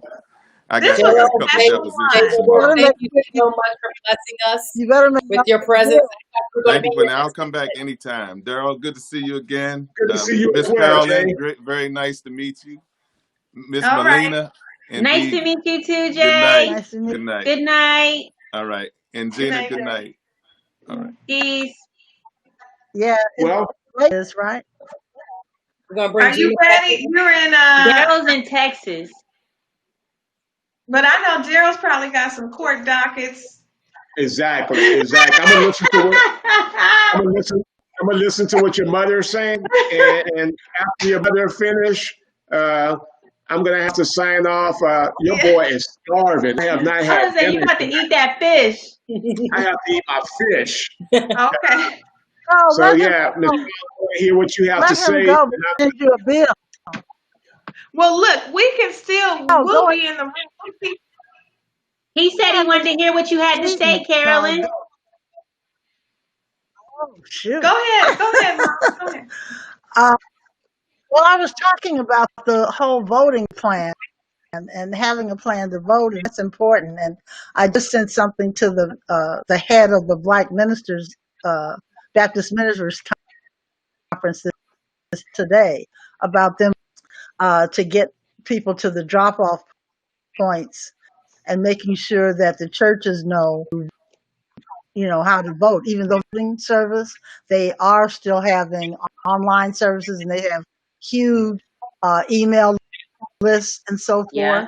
So they communicate to their members about how to vote. They just can't tell them who to vote for. They can do a lot about how to vote, and that's what's going to be the critical part. I went to the youth council. I'm really impressed with the number of young legislators that we have in place throughout the country, and the energy that they're presenting and pushing out in terms of people going to vote. Just I'm counting on the divine since they have been all over social media saying what they're going. There's a whole HBCU plan that Kamala is responsible for.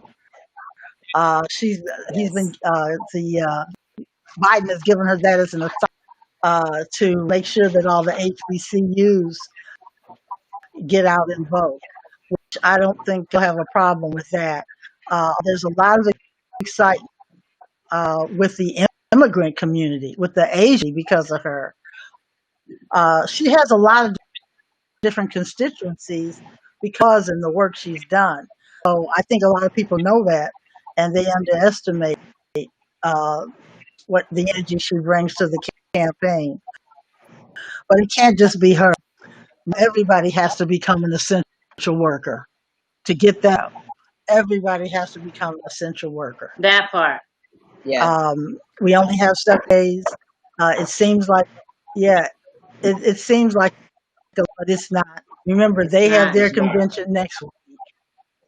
And so they're going to be trying to do, you can tell, through every effort, put out a whole lot of. I went to the scene, so what was disheartening to me was the reports of all the social media they're putting out targeting scenes with misinformation about Biden, about Kamala, to try to get them not to vote. The good news, I think, is for the people that say they're not going to support, there are a whole lot more people that are, just because of what's happening with COVID and the pandemic, and realize, and Latinos realize, and African Americans realizing in greater numbers because of the lack of the to get in front of this thing in the first place. Right. Later out full force. When you talk to Michigan, some of these states now where he won last, they feel they've been tricked. Arizona, they feel they made a mistake. More white suburban women feel they made a mistake. They should, because 53%. Yep. I really hope they feel that way. Well, hold on, Mom. We have a few of our people come in and say that they're voting. We had some white women come in the chat and say there's still a lot of us voting for the Democratic ticket. Don't forget about us. We're still here. We need y'all. We need each other. That's how we need each other. We need each other at the polls and on the street. That's what I'm saying. Well, women vote, and so when you see a Meg Whitman, what was the other CEO that ran in the Republican ticket the last time? Carly Finney. When you see these wealthy men saying, you got to make, it makes a difference. I'll have a big following, even wealthy following. So I think, but we can't rest on our laurels. We do need to take back the Senate, though. I tell you, that is the key to us having any type of relief and moving forward on the major policies. And so that's going to take an inordinate amount of people come out and vote. But who would think that in 2020, Jamie Harrison and that woman Amy tied with Mitch and Lindsey Graham in those southern states, just for them to even be tied and matching them or beating them in money, in raising money. So we just have to show up and show out. Well, hey, Dallas. Thank you, Daryl. Yes. Thank you, Daryl, so much. I enjoyed your conversation. I enjoyed you guys. You guys are very deep. Hey, Gina, what is that you said about the flag? I want to use that. The what? You said something about ripping up the flag. Oh, I was saying that the racism of this country is sewn into the flag itself. And to get rid of that racism, we have to rip apart this current American flag and re-sew it back with a more, just and equal, kind of thread.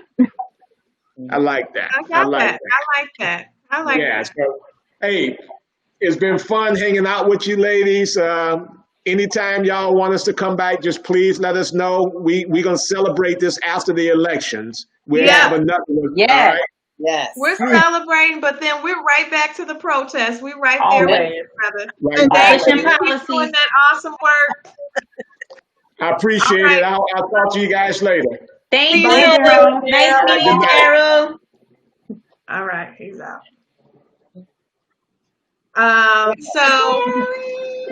So we've got about 15 more minutes before Poetess kicks me out of here. Oh, let me say this. Shout out to Morris Media Studios. That is typically where we shoot, but because of COVID, we would have been in our normal studio space where we could all be here together. But I was having the Wi-Fi trouble, so I was able to call up our sister Felicia, the poetess Morris, and who's been a long-time person in radio. She helped me cut my teeth in radio, and she let us come in today to be able to bring this to you live. So we've got while we're doing that. I want to shout out Dr. Mario Hemsley for assisting with giving us some equipment so that I could have lights and you all could see me from home. Yay! Yes. So are there any other shout out to Christopher Gill. Thank you so much. Yes. Chris, he really enjoyed this. And I remember you from last night. You were rocking with us. And so we are starting to pick up a good following with this platform, folks. And people don't know, we had just internationally people all over the country. I mean, all over the world watching this conversation. That means that people are really interested in what, I think we dropped Dina. I'm bringing you back in, sis. They really want to know how we're handling this. How did you end up with Trump? How are you getting rid of him? And I think we could be in a world of trouble. Now, young people don't want to miss this. Young people, we don't want to miss this vote, this time to vote. But we're going to talk to more of our young folks tomorrow. So we'll hear from more of them. But tonight, we didn't get into our suffragette package. So I'm going to put that up on our website, DEM.com.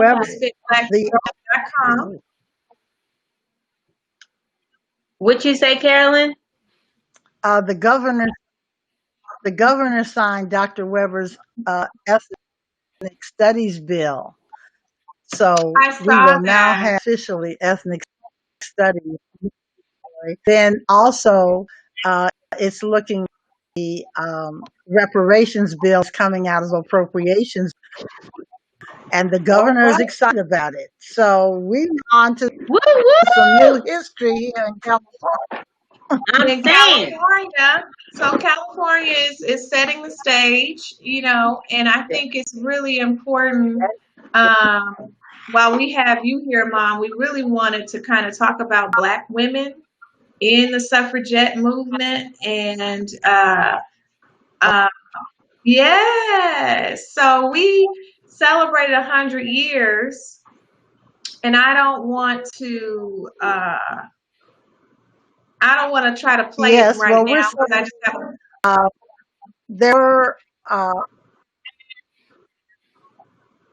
there were several African American women, not only just Ida B, several African American women early in the movement.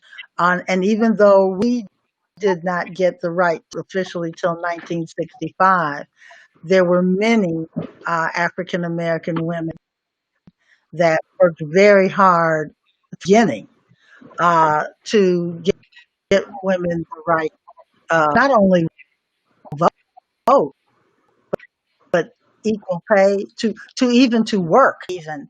That's a huge story, and I know that can't be told in 12 minutes, but I will say this: on September 13th, Julie Waters, Brown, and I will be hosting. I don't want to say attitude, but we'll be hosting a commemoration of 100 years of the women's right to vote. And it'll be a little fundraiser for the party, but entry is not going to be more than 25. So we made commitments to Ray doing it. But you got to wear your hat. If you ever get the suffragist hat, so you got to wear a hat for the event. And we're going to have like a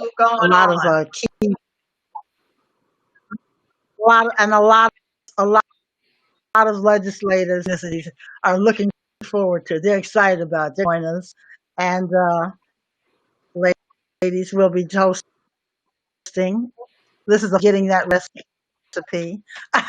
You can drink what you want. It's going to be a Sunday, not punch, but a happy. It's happy hour somewhere. That's what I always say. So hello. That's right. Look forward to that. But maybe tomorrow we can talk about some of who those women are. Dallas has a video on some of them, so maybe she'll show that. I will. We did that for the Women's Caucus. Yeah, just with the technical difficulties and the conspiracy that is to stop this Black woman's force that will never be stopped. I swear, Restream is not on our side. Beyonce told y'all will never take our power. Okay, right. But you may take our connection. You may take our connection. You ain't gonna take our connection, but you may try. They can interrupt the connection, but they can't take it. Right? They may interrupt. Right, and so I do. It's because I do want to shout out some ancestors, Mary Church Terrell, who I think her husband might have been like one of the first Black either senators or mayors or elected officials in the DC area, Maryland region, and then you have, of course, the Sojourner Truth. And my mom said, Ida B. Wells. And when you talk about, there are a number of other sisters that were really down and didn't get their just due. Fannie Lou Hamer. We can't forget Fannie Lou Hamer. Fannie Lou Hamer is the reason why we're in this convention right here today. Yep. If it wasn't for Fannie Lou, we would not have been here. So Fannie Lou and she is so underestimated, all but she gets all praise because we're not going to act like the Democrats have always been this just and equal party. We know that they were not, but she raised hell and she came up and she made this space for us. So ancestors, ashe to Fannie Lou Hamer. Yeah. Well, Fannie Lou Hamer was beaten within an inch of her life. Yeah. And jailed on her death. Yeah. And trying to be, and she was also a victim of sterilization. I was going to mention that. Also that was inflicted upon us well into the 70s, 80s, well into the 2000s if you were a prisoner. Right. We just had our senator on birth control in the hood, going to public health care clinics. Well, and we had our senator here in California, Senator Holly Mitchell. Shout out to Holly Mitchell. She is running for county supervisor in Los Angeles, and we know she will pull it out. But we know she did a bill. She did a bill to ensure that women in California prisons were not being sterilized without their knowledge or consent. Mm-hmm. And that is something that has happened within. She just did that bill maybe 3 or 4 years ago. Okay. This is in California, California, where we're supposed to be the most progressive state. So I think there are privatized prisons. There are a lot of things that are happening, and but when we continue to shout out these ancestors, everything I've ever done in this party has been with the spirit of Fannie Lou Hamer, has been with the spirit of my mom always, but Fannie has really been a driving force for me in terms of Black women getting engaged and at this level, Black people, period, being engaged at this level. And I think for a lot of progressives, they really forget, or they really just don't know. I think it's more so ignorance. Because it's just ignorance. It's because you have not had that education on our experience of what it means for us to be a Democrat. We got our ass beat to be a Democrat. But let me add, it's not just go ahead, Dallas. We have a number of ancestors that have really contributed and paved the way, and we are going to show them light, from the first Black woman senator, from the first Black woman state legislator, from Carol Moseley Blount. She's still alive, but the fact that Carol Moseley Blount, and then we only had Kamala in the Senate, and now Kamala's coming out of the Senate. There will be no Black woman in the Senate. Hello. We can move Karen back to the Senate. That means we have more moves to make sure that we have parity, that our voices are heard, that our bodies are protected, that our minds are protected, and there's an invasion upon that in all levels. And I just want to make sure that any progressive that's watching this conversation, well, no matter where you may stand on the political spectrum, understand what we have went through to have this vote. See, y'all celebrate 100 years. See, a lot of y'all my white sisters, y'all celebrating 100. We're only celebrating about 45, 50. Right. Okay? So on that part, still losing our rights to vote. We are still being disenfranchised from the vote. I was turned away from my voting polls in Florida in 2000. So that tells me that if I can be turned away, anybody can be turned away. And so what we have to do now is make sure that we're going to I don't care if I got to go to the Capitol building.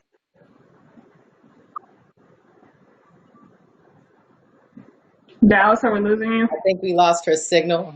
While we're waiting for Dallas to come back in, she raised an important point with. She's probably getting ready to refresh us, by the way. She disappeared, so she's.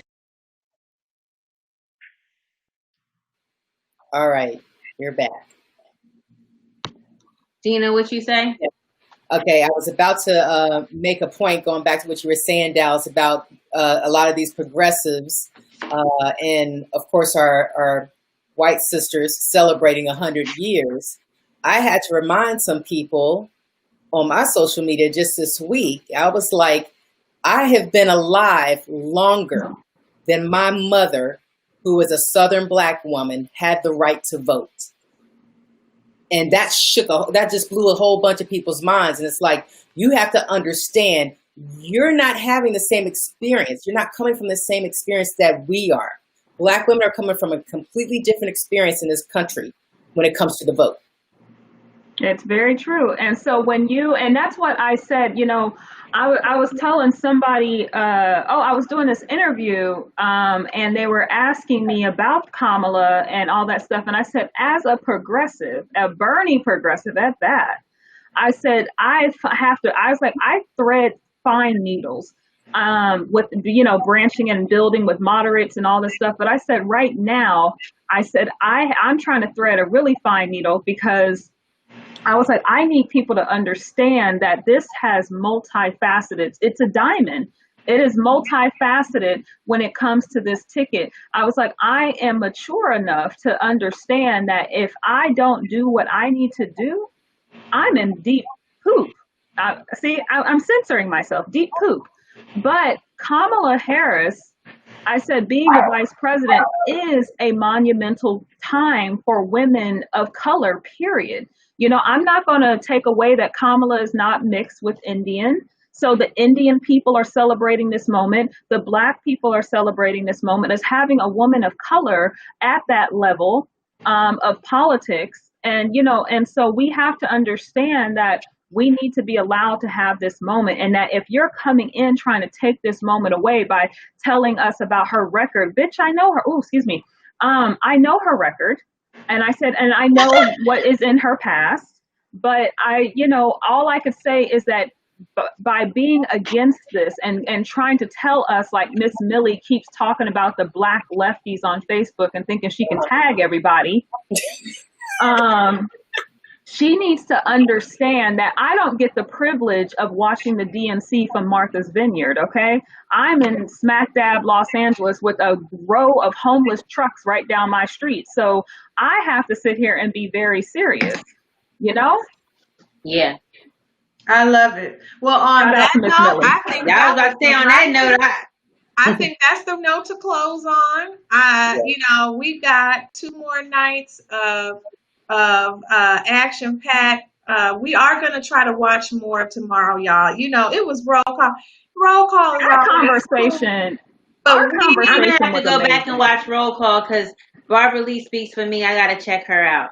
Well, you'll go back and watch it. You'll go back and watch it. I'll go back and watch it. We'll also share a little bit of the feed from tonight also on DEM Misfit blackgirls.com. But that is it. That is our time for the evening. Thank you for joining us.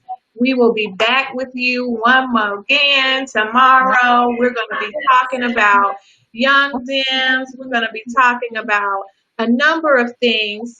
Do you have a Miss Millie in your life? See, I know that we talked about that a lot, but we're going to get into what that We're going to talk about who Miss Millie is. Yes. We're going to talk about what that is, okay? And so on that note, you've been a wonderful audience. We've had thousands of people around the world sending us information and sending us stuff and tuning in. People we had never expect to care about this and care about us, and we thank you. And we will see you tomorrow. Thank you. Peace, y'all. Good night, everyone. Sisters. Good night. Good night. Good night. Good night, Carolyn. Thank you for popping in.